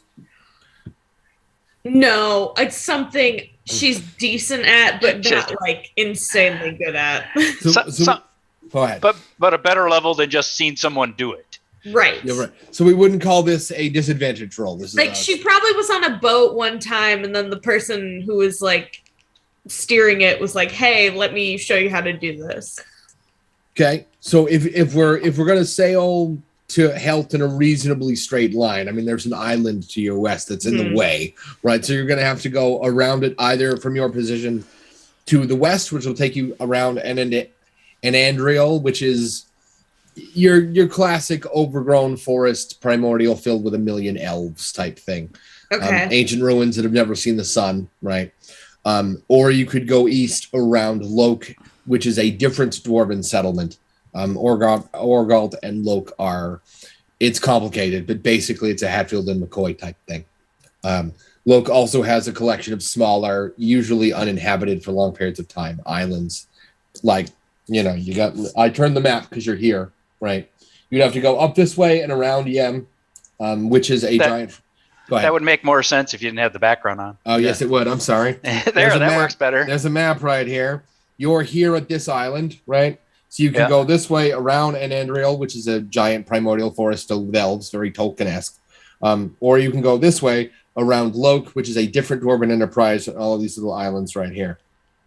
This will also bring you around Yem quite a bit. Yem is like the ancestral home of the necromancers. Ah, I see. When spirits die, they almost always go to Yem for some reason. The place gets all of Yem. Well, I mean, most of them. It's like a magnet for the dead. I feel like maybe Gobbo's friend could potentially be somewhere near there, maybe. So we want to, is the plan to swing up towards Yem or down towards Anandria? What does the crew want to do? Oh, I'm sorry. That's what I meant. I was asking everybody else. I'm sleeping. Right. So he passes. Plus, if I vote, it's possible for us to have a tie. I go wherever the wind blows us. I mean, For what it's worth, the wind blows east. In that case, his vote is east. That's where the wind blows. I guess we should go east then, because it's in our favor. Yeah, you will travel faster that way. But, I mean, the ship is capable of moving without the wind. Yeah, but then we get that extra speed boost. That's true. I say we go east then. Gobbo, do you have a differing opinion? Nope. You bet. Karina, roll for it. One regular die. All right, here we go. I hope it's a 1. Why? It's a 3, so... That is not great. In a D6 system, 3 is not great. It's half. No, 3 is technically below average. Right, because 3.5 is average. Yeah. Right. Because statisticians hate dice because you can't split them in half. We're going east with the wind to make up for user error. I see. See, that's not how sailing works. If you have extra wind, it doesn't cancel out your user error. Just whatever's going to happen happens faster. So, I mean, how confident are you leaning on this wind? Do you open the sails up all the way? No. I would say like half mast. Okay, sounds good. So we take advantage of some of the wind, not all of it. And you promptly swing that ship uncomfortably close to the little cluster of islands. You make it past Lok, no problem. But the little cluster of islands right after that, you swing uncomfortably close to them. Oh boy. And spears with their huge butts, they're giant rock cliffs that just erupt out of the ocean. They're not sheer. They've got little caves and shit in them. Okay. But by and large, they're pretty flat.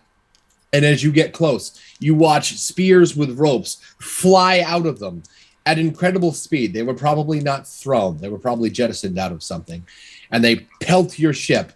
And what look like scaly green men, I'm picturing like troglodytes from 3rd edition, slope down and board your ship.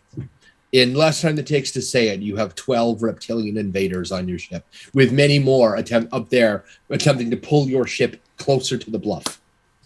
Great. Taika, exactly are you what awake we yet? wanted. Oh, absolutely. Oh, good. I would have been out for like a day. Okay, you bet.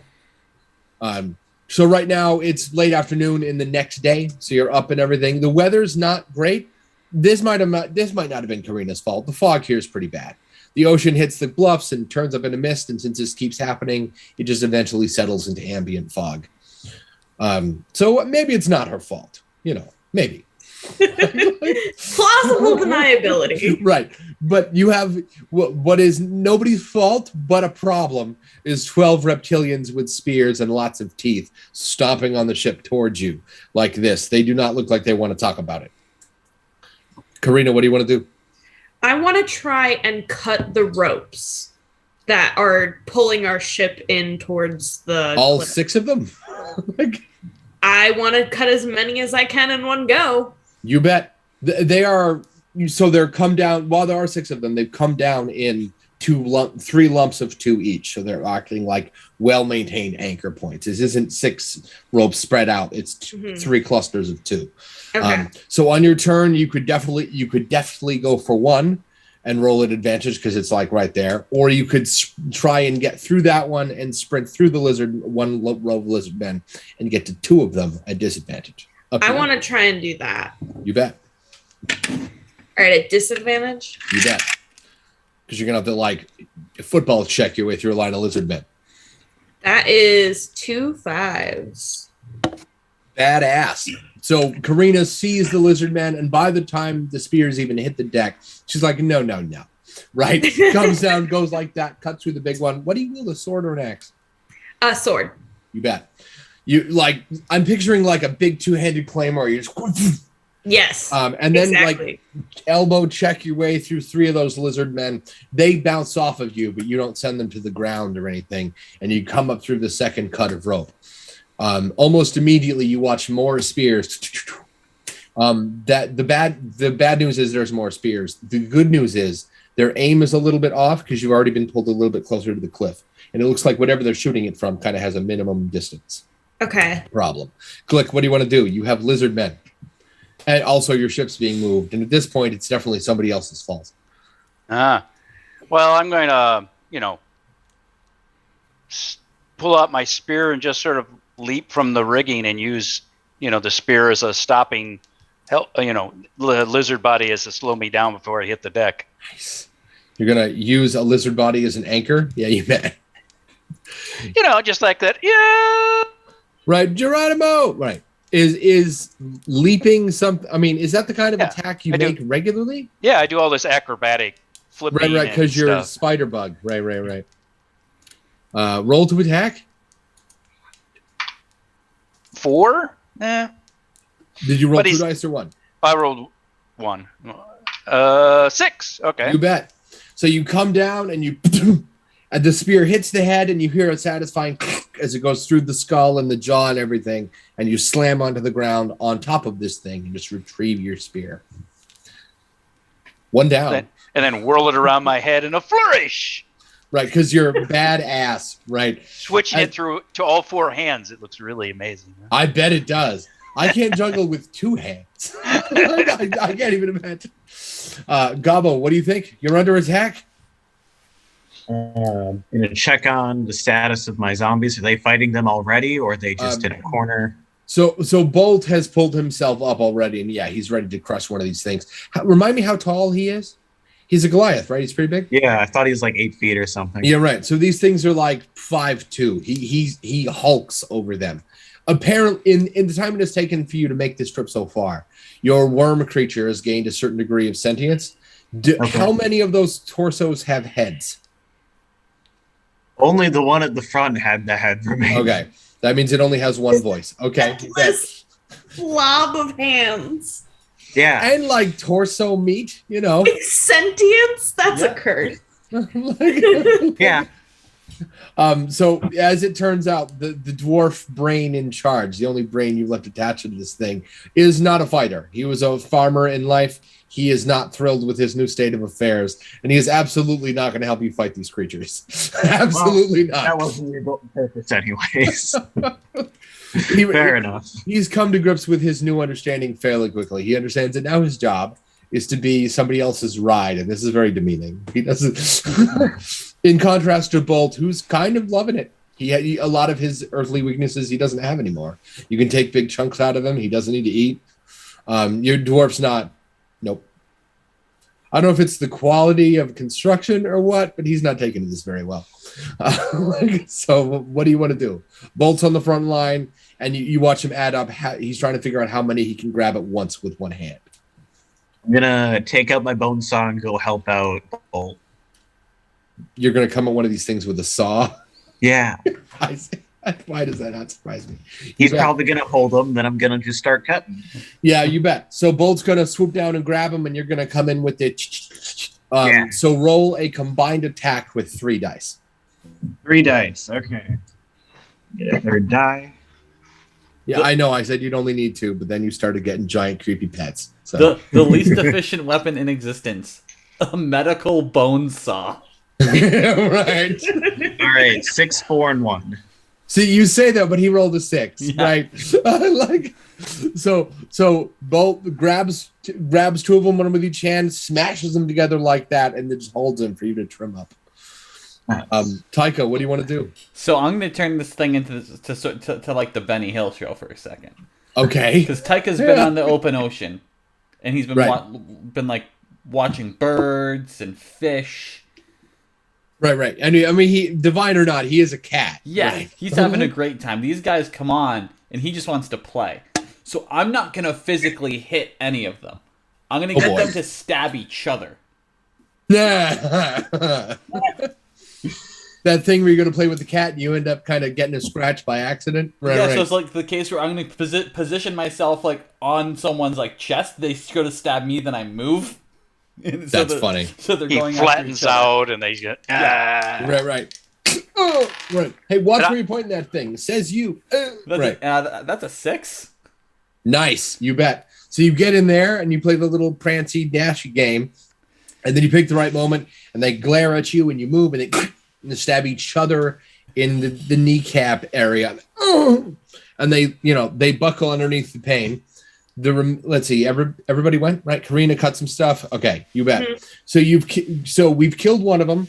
2 of them are having a hard time standing up, and 2 of them are not dead, but I assume they will be when Gobbo was done with them. I assume he's just going to get in there and literally cut them up. You might say he might make them though, so they only got a leg to stand on. Yeah. I figure he might just like take him off of the neck and like just they'll get ahead. You know what I mean? I'm sorry that was. That was so much better than mine. That's in my head. I saw Bolt holding them, and then he saws them in half. So like. See, I don't see him doing that. No. That would be a waste of good parts. There's brain in that skull. I think he would be methodical. Yeah, the neck one. Yeah, the neck is pretty. Yeah, I can see that. I gotta keep all the parts. Ew. Yeah, you need like some sort of magic containment unit that keeps things fresh, like a magical mason jar or some shit. Jar of pickles. It's also a freezer. What? Yeah, but that's also a freezer, right? A temperature controllable magical mason jar. Big enough to hold like 4 grown men. Yeah. He's got a magical pickle jar. Just shows people. Did they have those in that vault? No. I didn't see one. Yeah, it's like a bag of holding, except it's like temperature controlled. There's no air in a bag of holding, is there? No, there is. 10 minutes worth. Okay, but that's not a lot. And once you've expended it, if you don't open the bag after that, no more gets inside, right? So I mean, zombies don't need to breathe at least. That's what I'm saying. Without if there's no air, without the passage of time and air, at least without the presence of air, it's difficult for particulates to move, which means rot is easier to control in a place where there's no air. Right. So I suppose a bag of holding is not actually that far off from the thing you're looking for. Okay. There's bag of holdings in this world. Right. I had a player once ask me if there was the passage of time in the bag of holding, and I went, Yes, but how? Why? Why do you want to know? Yeah. Like, yes, but I feel like there's an ask back there. Yeah. And they were hoping they could get one where there wasn't one. In that case, yes, so they can store their lunch in it. If Gobbo got that really big bag of holding, you could just knock people unconscious, tie them up, throw them in there. Yep. Oh And gosh. they would go through the air, thus vacuum sealing themselves. Right. Because if you have a really location if you have a location where there's no passage of time, things can't break down or rot or anything like that if there's no passage of time. So what you would say, all you need to do is have a time-free space, and boom. All I need. Like, I say that like that's just something you can go to Walmart and buy. Yeah, hi, I need a containment unit, like a Foot Locker or something. Isn't that Tupperware? Yeah, right. That's the Tupperware 9000. It's a top quality, it's top shelf stuff. So the remaining, let's see, you've damaged 2 of their legs and killed what, 3 of them? Click stabbed 1 in the head and you mashed 2 of them. Yeah. So we got 5 down, 7 to go. Yeah. Those 7 split off into groups. Sorry, they don't all split into groups. 1 each comes for you. The remaining ones gather around the ones that are wounded with the spears and help them free themselves. They are definitely here to attack you. They also don't they look like they care about each other. I don't know if that matters to you. Karina, would you make a defensive roll as the 2 of them throw their spears while they are charging you? 6. No kidding. Yep. So they're coming at you pretty fast. Do you think you are fast enough to dodge the spears and them, or are you going to choose which one hits you? How big are the spears? They're full length, the kind of spear, a little bit shorter than the kind of spear Karina would throw, simply because they're not as muscular as you are. I feel like then I would drop low, so I would be near their feet. Okay, you bet. The spears fly overhead, you drop low, and they charge you and come down on your head with an attempt to concuss you. But their limbs are not very good at that. They hit you, and you feel this kind of sticky substance come off of their knuckles when they let go. Gross. But you don't actually take any damage from that. Do you have anything on your head? Do you have like a helmet? No. Okay, then yeah, then what I said is what I meant. Okay. They leave this sticky substance on the side of your head. Gobbo, what do you think? You're under attack. These 2 you have a creature charging you. Do you want to make a defensive roll? Do you want to try and interact with the ship in some way? What's the plan? So it's charging me. You have one of them. It is not throwing the spear. Instead, it's coming at you and attempting to do like a leg sweep. Okay, so it's aiming low. I'm going to try and jump on Bolt to dodge. Because Bolt, if it's just going low for me, I should probably go high. Okay, sure, yeah. And then I'm going to try and leap off of Bolt and stab him in the neck with my saw. Oh my god. For a guy who doesn't do fighting, this is like some Spider-Man. Click must be rubbing off on you. It goes both ways. I get bodies afterwards. Yeah, right. He gets some grace ideas from Click. Click gets some food ideas from Gobbo. Everybody wins. They initiated it too. There's no moral problem here. Yeah, right. Yeah, I don't see an issue. Right. Roll for it. I imagine Gobbo, this is what he thinks it looks like, but really he's like falling and kind of scrambling up stuff. Okay. Just I got a 2. I didn't make You got a 2. You bet. So you do hop up, right? You do climb up onto Bolt, but as you do so, the creature, he reacts faster than you do. And he comes up with the spear and rakes your back with it. Have anything back there? Armor, materials? I mean, what's on your back in like the center or your spine area? Middle of the back? I do have a backpack, so that's probably going to spill on the floor. Okay, sadly. What's in it? Anything dangerous? Just medical supplies and stitching stuff. Just all that stuff. You bet. He comes up, he rips, you hear the backpack rip, and the weight distribution changes immediately as everything clambers onto the ground. But Bolt takes now this. You made me angry. I see. So you are on Bolt. You just ruined your backpack. Click, you have 2 of them coming for you. You were the show off with the spinny spin. There's an odd number of guys, right? 2 of them are looking after their friends, but the remainder is coming for you. All right. So 2 hands with the spear. The other hand reaches back and pulls out the sword. Okay. And then I'll stab at, one and slash at the other one. Okay, sure. I'll do that at disadvantage. So if I hit both of them, but otherwise, yeah. Sounds good. 4. So you come at the sword. You come through. Are you looking to kill these things? Just well, yeah. If I swing a weapon at somebody, I'm looking to kill them. Yes. Okay. I didn't. Oh, I okay. didn't know. Yeah. For a brief moment, I was picturing General Grievous as an insect. Oh, okay. Lots of whirling this and that. That's mostly for show. Like, you come in and you pierce the neck of one of them with the sword. The spear comes in a little short, and while you do stab that lizard man, he doesn't die from it. You miss center mass a little bit, and you end up kind of on the grazing meatier side. Right. Tis a flesh wound. Right. But they decide that you are the most dangerous. The two that were helping their friends get unpinned, they do that, and those 4 come at you. So now you have, 6 guys coming for you? That's 6, yeah. Taika, you might have noticed that I didn't have bad guys attack you. That's because they don't seem to be all that impressed. They think you're just a cat who got lucky. You know what? That's fine. They'll pay for. They'll pay for. They'll pay for that. Right. That insult. Yeah. Speaking of, what do you do? Okay. You know what? You ignored me. I wanted attention. I am offended. How dare you? So the first guy that went after Click. Yeah. I'm just going to attempt to rip his throat out. You. What is it with you and necks? He's got a thing. No judgment. I'm just curious. Everybody's got a thing. 4. Nice. You bet. You leap up and you go for that troglodyte's neck and you rip it clean open. He plops onto the floor. Blood leaks across the floor. Bolt temporarily becomes uncomfortable. And then the blood touches him and nothing bad happens. And he's like, oh, okay, cool. So not all blood kills me. Fantastic. That's good to know.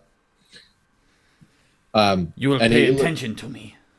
He looks at Gobbo and he goes, yeah, you all right? He looks down at the material. Yeah.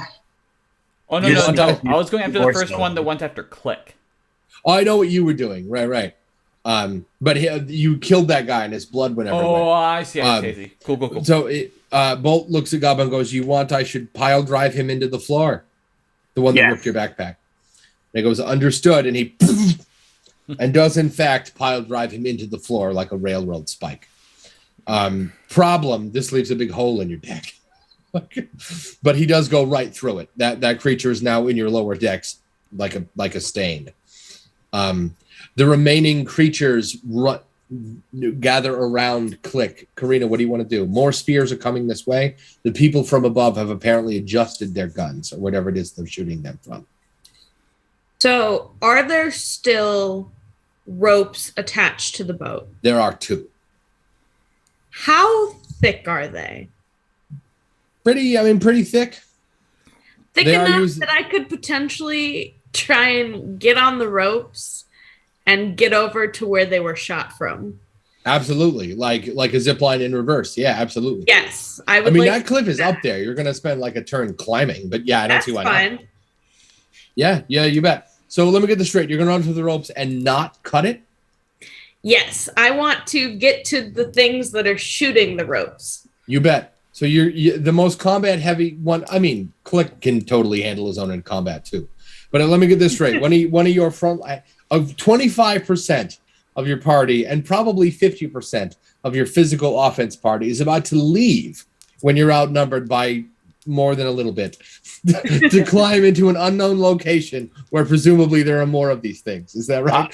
What I think is funnier is that she's the largest person and she's going to run down one of these lines. She's running up these lines because it's fired from up monkey one class. She has strong arms, right. So that's all. That's all arm strength. You're right. She kicked ass in that climb the rope class in gym. I hated that game, but apparently Karina was real good at it.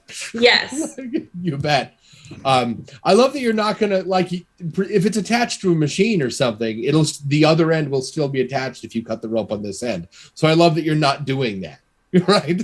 Yeah. So up you go. Then again, I suppose if you had cut it on this end, the rope would wiggle around and you might bash into the rock wall on your way up and stop. So all right, sure. I'm not gonna have you roll the climb, but I'm gonna roll to see how long you take. Okay. That's a 6. No kidding. So Karina darts over to the last cable, grabs them both like in her big, strong hands, and up you go. And in almost as less time than it takes to say it, Karina vanishes into the fog above the rest of you. The lizard creatures notice that briefly. They make this obnoxious clicking noise, and they advance on the bug man. Click. You have six creepy-looking lizard people who smell terrible and look worse coming for you. Okay. And I mean, you party with Gobbo. They smell worse than that. Well, something's smell a bit fishy, but you know. Yeah. Nice. I will. The scales of Click's justice, you know. I will leap up into the air and try to grab a hold of something over my head with my feet. Okay, sure. There's a bunch of rigging up there. Yeah, just sort of doing a backflip and just land upside down, facing downward. And then I'll just stab at them with my spear. So they have to kind of reach out, pull underneath me, closer together to get at me, kind of thing. Sounds good. So you flip up. I'm not going to be rolled for that. It's something you do all the time. But and I'll stab at one of them, basically. Sounds good. Because I did the other maneuver kind of thing. 3. Yeah. Again, you come down and get in the shoulder, right? Yep. You just the flip you do effortlessly, and I mean honestly flawlessly. But you swipe down with the spear a little too early, and you come down in the shoulder. I guess it would actually be too late. Or just catch him with just barely the tip. Yeah, right. So you stab him, you draw a little bit of blood, but not. I mean, it's a flesh wound, right? Yeah. They hiss and at you. One of them spits at you.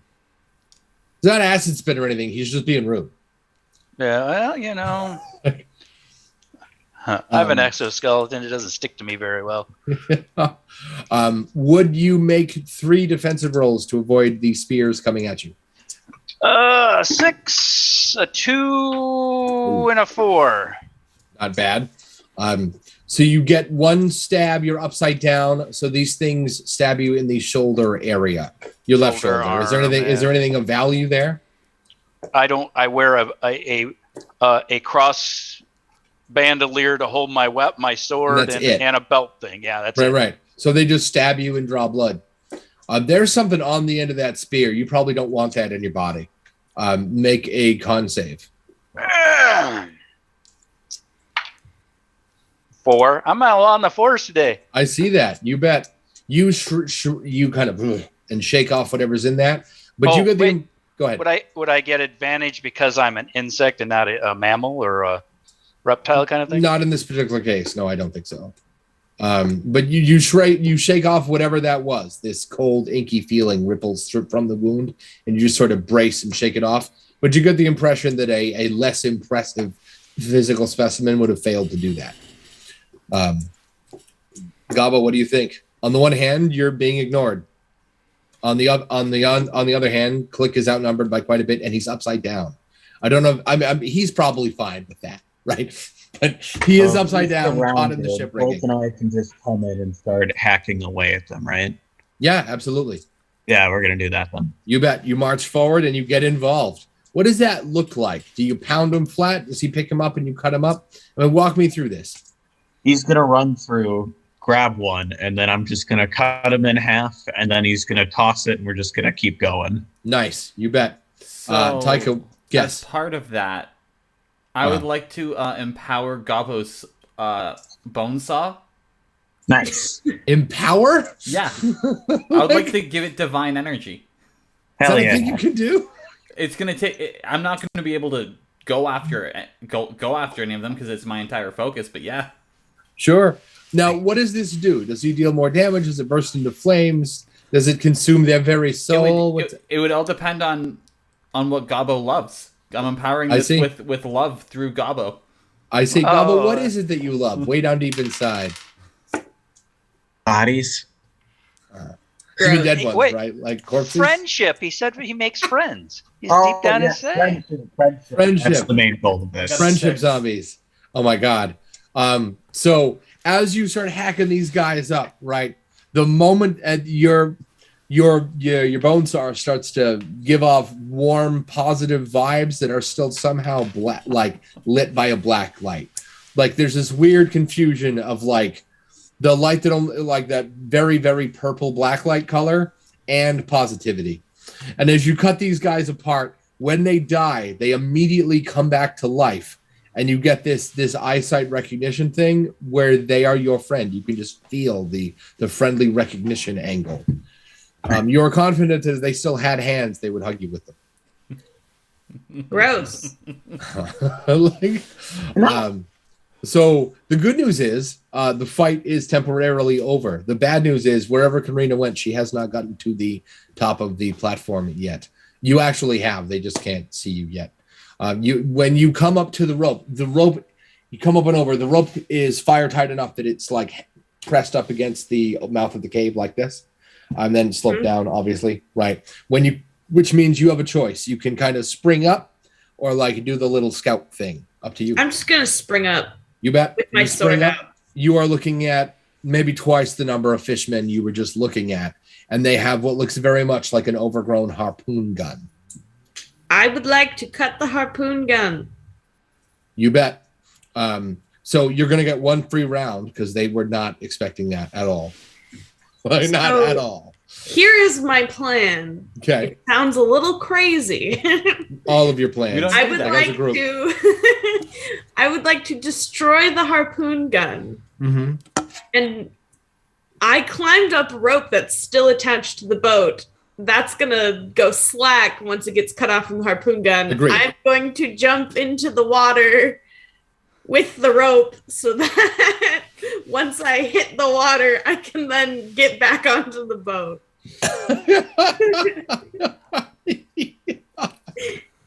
It sounds a little insane. I love it. You bet. So you pop up. The fishermen are like, what? And you run forward and how do you break this thing? Are we talking explosion or just like bend it till it doesn't work? So is it mostly made out of metal? Mostly, yeah. I'd probably just whack it really hard multiple times. Till it falls off its mount? Basically, yeah, it sounds like it. Yeah, so run in there. Roll at advantage, not to see if you break the thing. You're going to break the thing, but I need to see how well this rope thing comes out. I got a 5. No kidding. Yep. I got a 5 and a 1. It is unfortunate that your party can't see any of this through the fog. Even if the fog was gone, you're still at a weird height disadvantage. They wouldn't be able to see you anyway through all that rock. But you dart forward. You offer up a cavalcade of attacks on this harpoon gun until it just like comes right out of the base they've built it into. The rope that it feeds into it from the back, the whole thing gets damaged. There's bits of metal everywhere. The screws pop out of the plate it was in, and then you cut the rope, and you just. And while the three of you were on the ship, you hear. Do you like make any noise as you fly? Do you like woo anything like that? I think I just scream really loudly. I see. So you hear what is got to be Karina, what is presumably free falling from above. Maybe she died. Who knows? Because you can't see her. So for all you know, it went very, very wrong. Who knows? And you hear a sploosh. Karina, would you make the water is exceptionally cold. Would you make a Constitution save followed by a Strength save? Okay.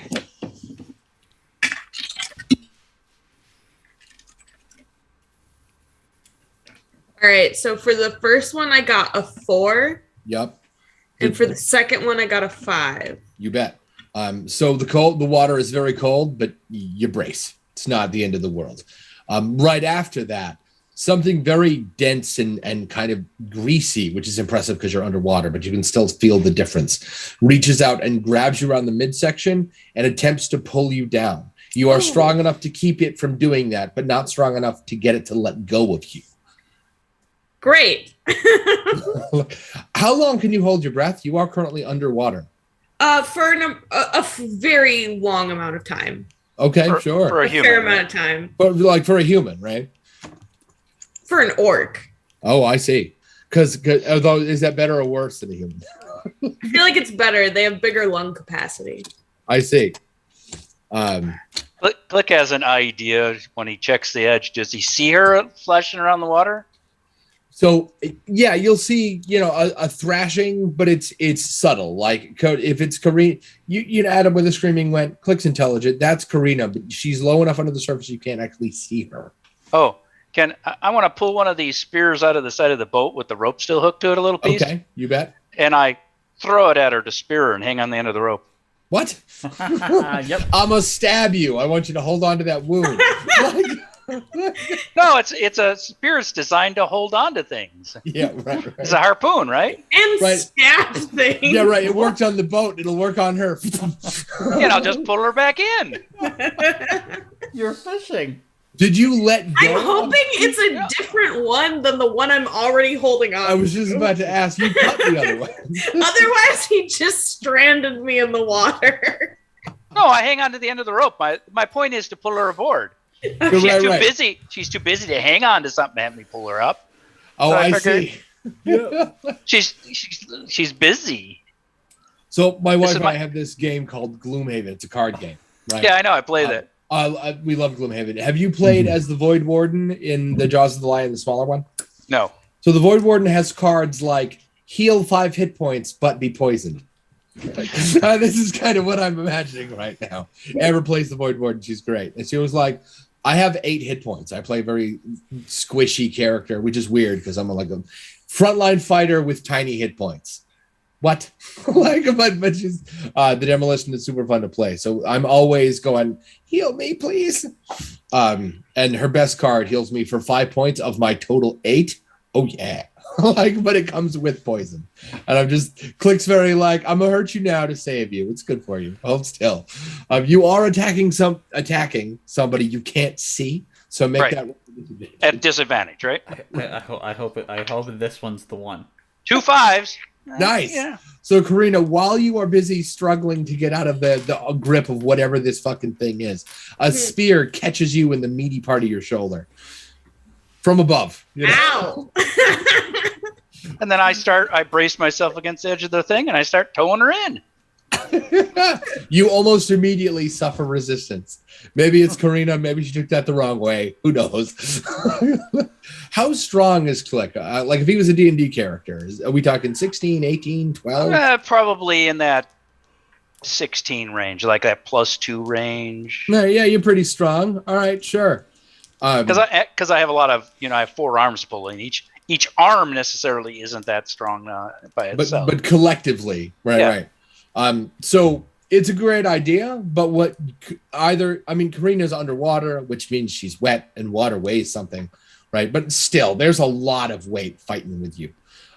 So you strike something for sure. The spear doesn't float back up to the surface, right? You've definitely hit something, but you go, and there's a little give, but Karina's not coming up. Oh, okay. Well, then I'll just lash her to a belaying, to a turnbuckle on the side. We'll just pull her with the ship. It's fine. Gobbo, what do you want to do? You have on the upside, the remaining lizard men have fled. This is not worth it. They dive off the sides of the ship. And you will notice that they do not touch the water. They take a flying leap from your ship to the cliffside and then scamper up it. They're damaged, and that's got to be harder than swimming, but still, that's what they choose to do. And you're watching Click. Is he fishing? What the hell is he doing? Yeah, he doesn't tell anybody. He just says, I got a good idea. Right, I picture Click's like a bug man in the Amazon with a spear. I see that we're safe, so he's going to start stitching up his backpack and fixing it because he needs his backpack. You bet. I would ask if that's something good, but of course it is. I imagine I'm picturing a backpack that's been stitched many times. Like there's a lot of love in this backpack. Taika, what do you want to do? Do you have any curiosity as to where Karina is or what Click's doing? I mean, what Gobbo's doing is pretty obvious, right? I am looking for Karina. However, I'm going to rule that I'm not going near the water to look. I'm looking up in the rigging. Right, yeah, you look around, you don't see her. You do see what looks like two more spears fly, two collective of spears, which is 2 bundles of 2 firing through the air in this direction. They're going to hit the farther end of the ship that the end that's farther from the cliff. But you, and they land to the left and right of Click, maybe 6 feet out on either side. Oh, do they have ropes attached? They do. Yeah, I'll go cut one of those ropes. You bet. Sounds good. Are you strong enough to cut through 2 of them on a turn? They're like this big. Oh God, no! I'm only going after 1. Okay, you bet. So you snap the 1. I'm not going to be roll for that. It's a cable. They haven't had lizard men come down it yet. They're the same rope. Presumably, lizard men fired it. Looks the same. It's the same tactic, right? But no men come down it yet. But you do cut the 1. Karina, what do you want to do? You're being pulled in 2 different directions. I'm gonna try and grab the spear that went into me so that hopefully he doesn't rip it back out of me while trying to pull me in. You bet. Would you make a Constitution save? Yeah. Just get. Oh no. 4. You bet. So there's this twinge of cold from the spearhead. Something's in it. But it's not functioning as effectively, perhaps because it's fucking freezing down here. Like, so you hold on to the spear and you use that, right? Whoever's tugging on you, between the 2 of you, you kind of, and you break free of whatever is holding you. Like, you watch her break the surface. Did you tie her to a turnbuckle? Like, are you not holding anymore? Yeah. Fantastic. Although I suppose with nobody at the wheel, the ship isn't moving. It's not moving forward. It's just moving closer to the wall. But it's still moving one direction or another. So it's either tightening or slackening on her. Right. So Karina, you pull yourself up, right? Spear in shoulder. You just kind of grab that and awkwardly climb your way up. Once you break the surface, you notice that nobody's like pulling you in. So that the end of the rope that is tied to the spear that is tied to you, attached to you, being tied to a spear is probably better than being impaled by a spear, is tied to something on the side of the ship, like a tackle on the side of it. And you can see through the fog, thin bands of shadow that are presumably more rope. So I am still in the water, but I'm free of the thing that was holding me. Right, you've broken the surface of the water and you're climbing your way back up onto the ship. Okay. I'm just going to keep trying to pull myself up. You bet. And when I get to the top, I'm not going to take the spear out of my shoulder because I don't have time to deal with that. I'm just going to cut the rope so I can walk freely. You bet. As you climb your way up the rope that's hanging off the side of the ship. So you've got the cliff here, the ship here, the little tackle you're tied to, right? And because there are more ropes pulling the ship towards the wall, if you don't make that climb quickly, you are going to get smushed between the ship and the wall. So we've established you're a good climber, so make that roll at advantage. 6. Nice. So you make it to the up onto the ship with like a minute or 2 to spare. But that doesn't change the fact that the ship is moving. It's going to crash into the cliffside if somebody doesn't like prevent that from happening. Can how close am I to the wheel? Close enough you can make it on the turn. Okay, I'm going to yell, "Sea monster!" and then try and turn the wheel.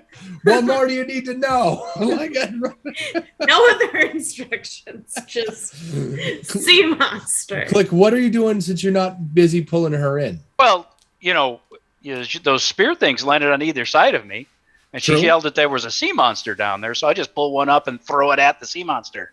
Nice. Again, you can't see the thing. Roll a disadvantage. Yeah, I just throw it in this general direction. No, it's a good practical plan. 6 and 4. No kidding. You bet. Yeah. So you throw the spear with impressive force. I mean, you are Click the Mighty, right? Yeah, I'm expecting him to get... Huh? And I'm good with spears. So. Right. I'm expecting Click to get his own TV show at some point, where he travels with like a sidekick and they fight like giant scorpions and giants and crap with bad CGI. I could be a guest star on that Thor the Mighty or something. That TV series. I was figuring Click the Legendary Journeys. Thank you to everybody who gets that joke. I really do like that show, and I probably shouldn't. It's really bad, but I love the show anyway.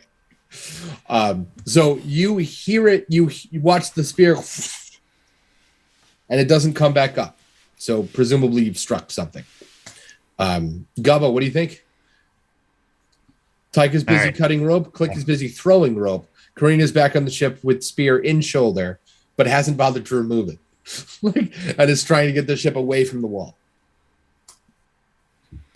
Karina, do you need any help? A little busy right now. Yeah, that's what I'm saying. Yeah, you need help? That would be nice. Okay. Wait, how is he going to help you? He's going to take the spear out. Oh, I see. Yeah. While you steer? Well, he is a doctor. I mean, Yeah, right. Talk about bedside manner. Yeah. The dead people doctor. That's a doctor. the last person in the class is still called doctor. Yeah. I suppose passing is winning in this case. Yeah. So you're going to go over and what? Remove the spear?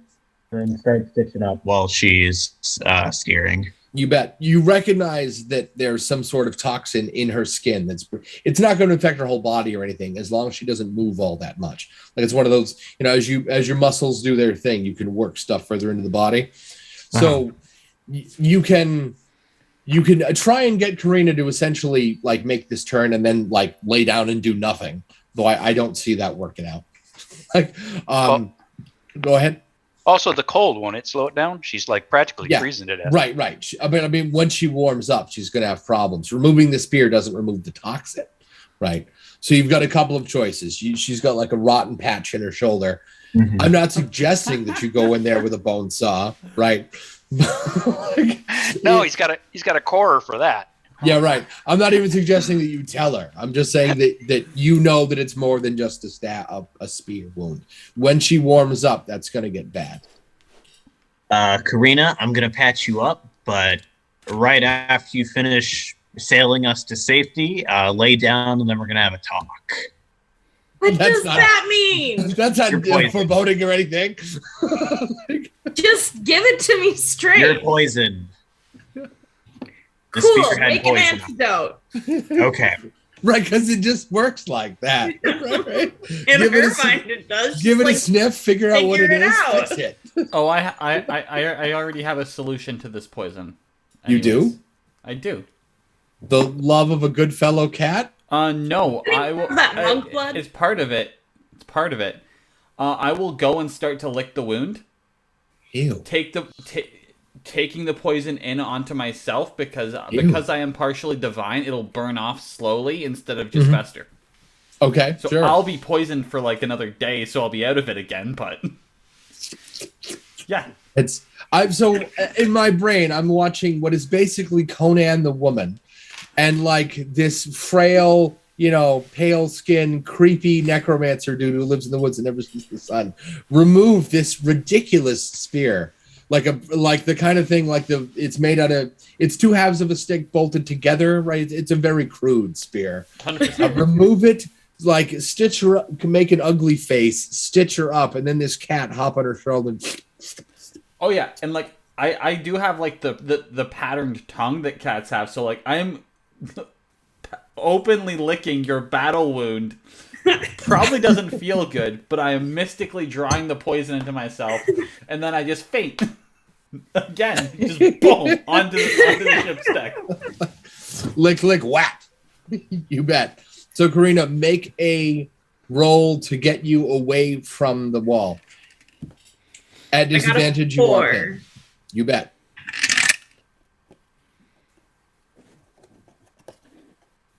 We got a 4? Yep. You bet. So you can pull the ship away. I mean, you're not really fighting the weather right now. You're just fighting the spears.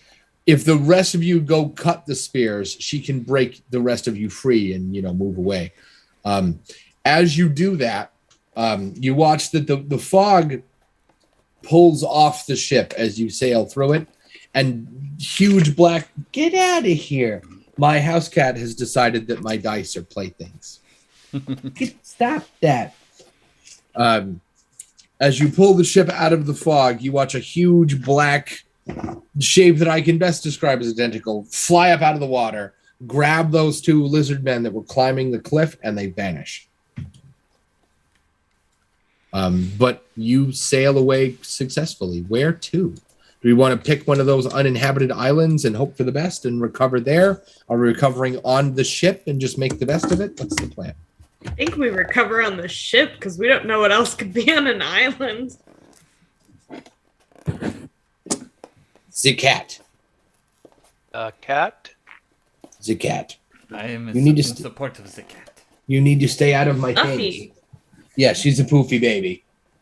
You need to stay out of my things. She says, no way, human. You put the things where I can reach them. That makes them my things. Yeah, that's what my cats think too. Right. If I can reach it, it's mine. So the ship itself, where to? Do we drop anchor or do we just let it drift or what? I think we still head towards our destination. Okay. Because that'll take us a little while, and then we just try and recuperate while we're doing that. Sounds good. Once you get far enough away from the wall, the fog goes away because that's caused by the cliff, right?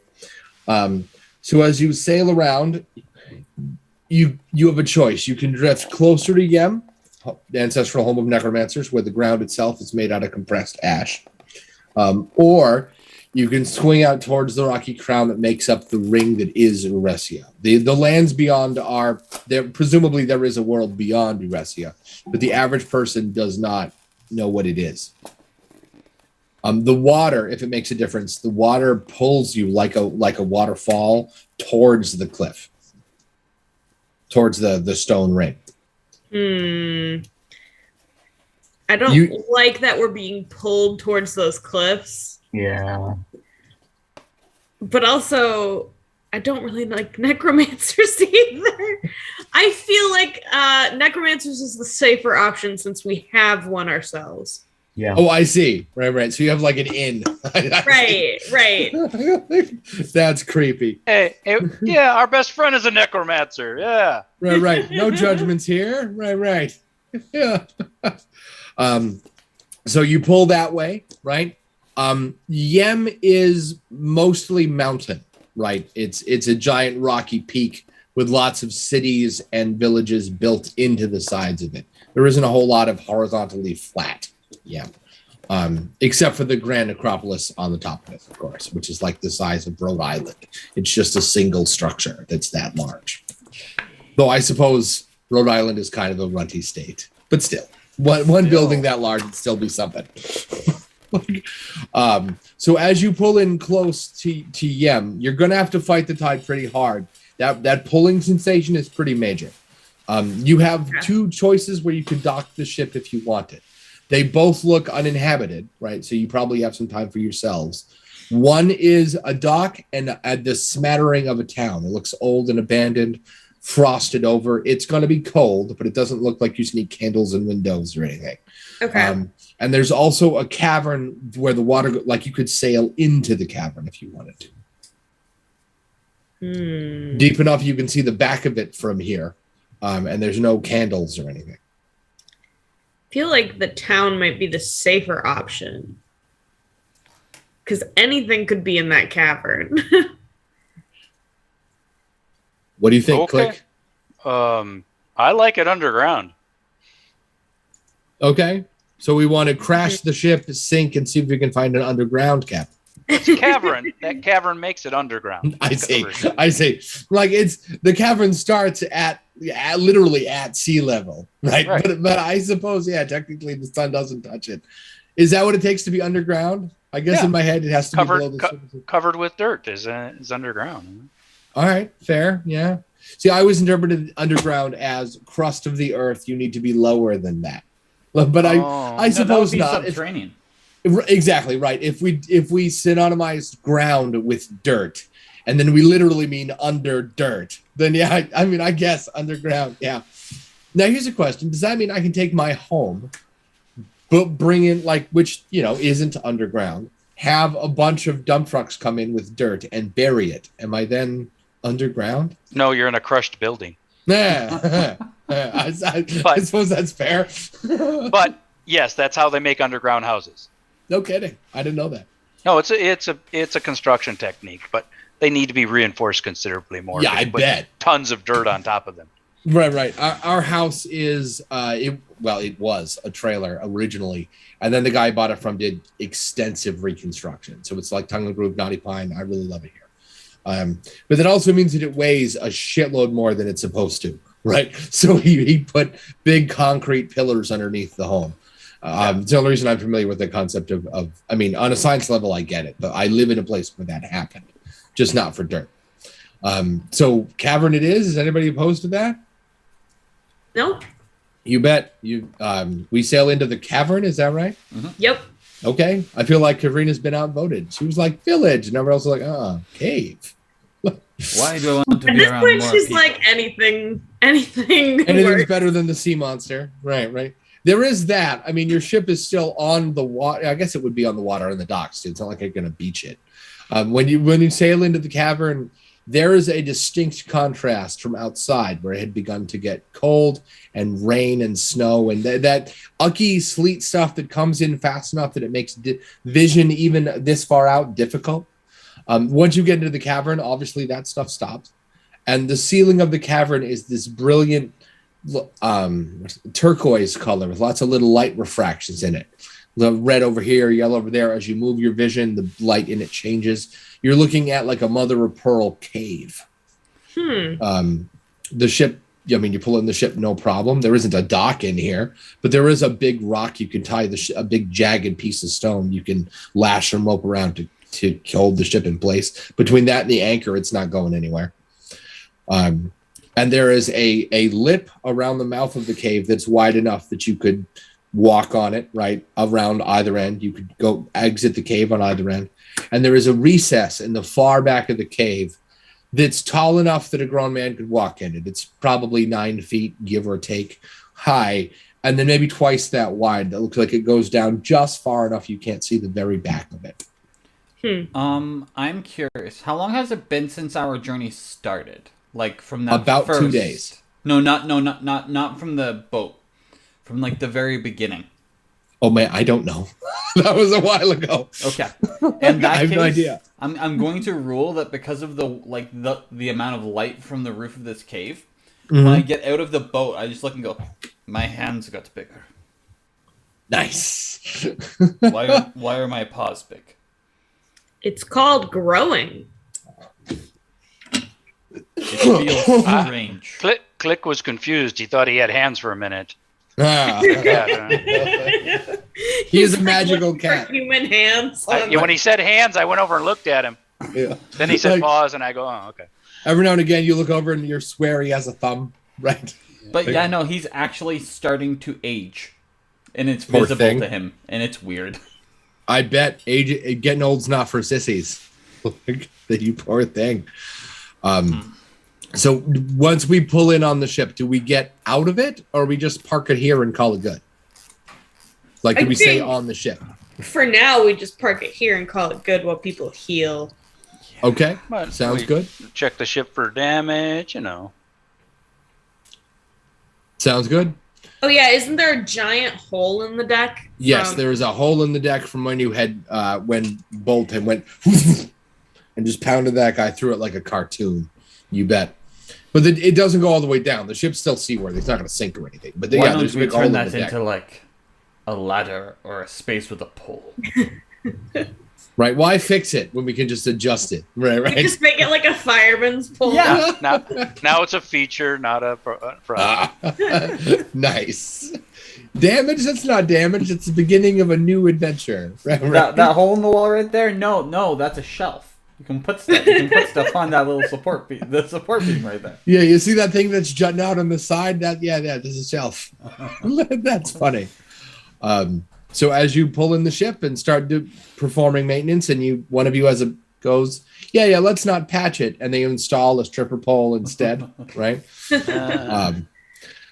Bolt, go ahead. I'm just there's only one woman in our group, and I'm not thinking she's going to do a bunch of stripping here. See, I wasn't looking at that from a. Yeah, no, Karina's whole thing is to have as many clothes as possible to hide the fact that she's a mutant. Oh, right. Yeah, I wasn't suggesting that it had to be Karina. Click is real dexterous. I'm sure there are male strippers, right? Like. Yep, I don't have much to strip. That's true. He just starts taking off the exoskeleton one chunk at a time. Oh, because I'm molting.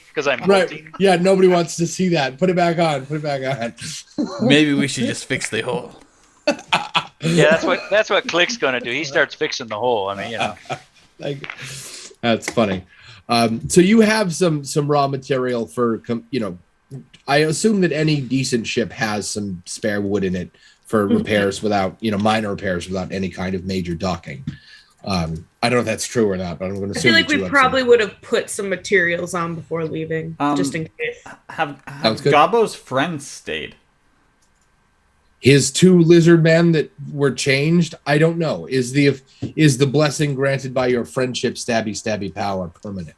I did roll a 6. So let's say yes. You have 2. I mean, they look dead, right? You didn't do your usual raising thing. So they look like pale skin, half like the gouge in their neck. They sort of slumped because they don't have the muscle there anymore. So they walk like this, right? But they talk as well as they did. Worse. Yeah, right. They are rotting, right? It's cold here, but when you go somewhere where it's warmer, they're going to start to decompose. Like they talk as well as they can. When you cut them, you got their neck, not their vocal cords. So they still kind of. Well, they're still probably better sailors than I am. Yeah, I don't know. Their vision's a little squirrely. They'd have to get used to it. Karina's gonna check on Kevin and Bob because I totally forgot that they were on me when I jumped into the water. So Kevin they're now in the same pocket, right? And apparently Bob didn't take it very well, and Kevin has been nursing him back to health this whole time. They're bonding. Bonding, that's good. That was the whole point of this. And they both look at you and like squawk at you. I forget, do you speak their language? I understand what they're trying to say.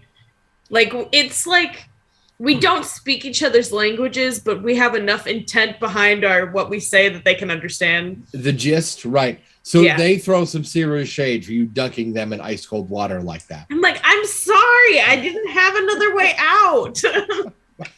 And Click kind of apologized. Well, no, he doesn't apologize or anything. I feel like Click's just like, what I did worked. So the two of them, have climbed their way out of the pocket, right? Kevin helps Bob get out, and they plop onto the floor because your clothes are wet as hell, and they're cold, which means they don't dry on their own, right?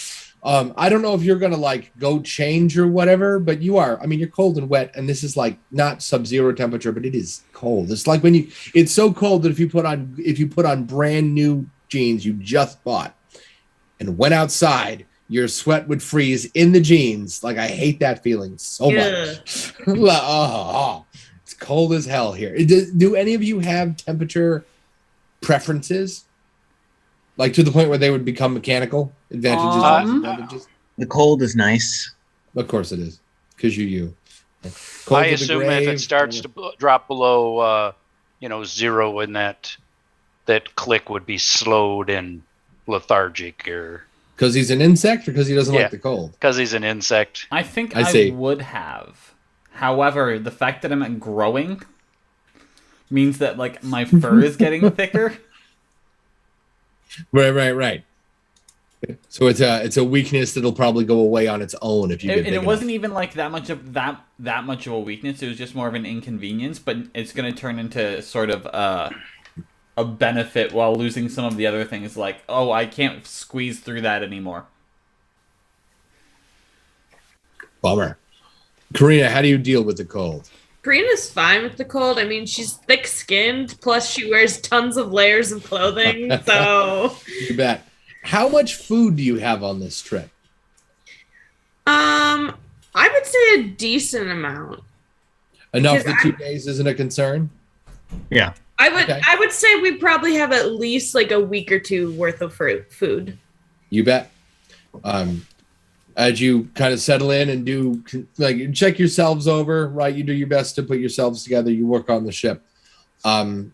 As nighttime comes, do any of you have a way to tell exactly what time it is, not just general sense of day?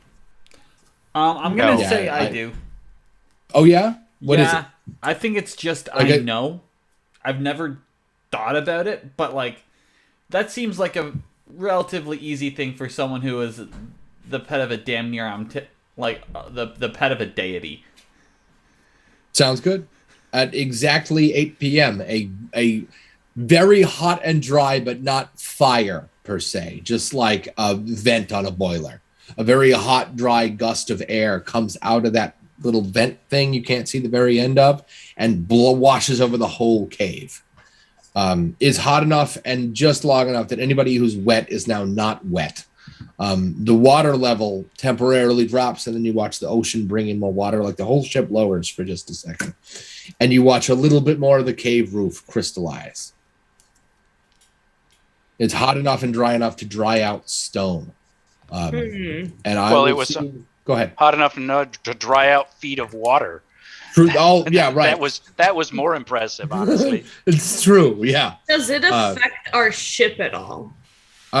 Your ship is more wood than anything else, right? Wood and metal. Wood and metal. Yeah, metal. The metal an would ironclad, basically. Right. The metal would turn red for a minute. Okay.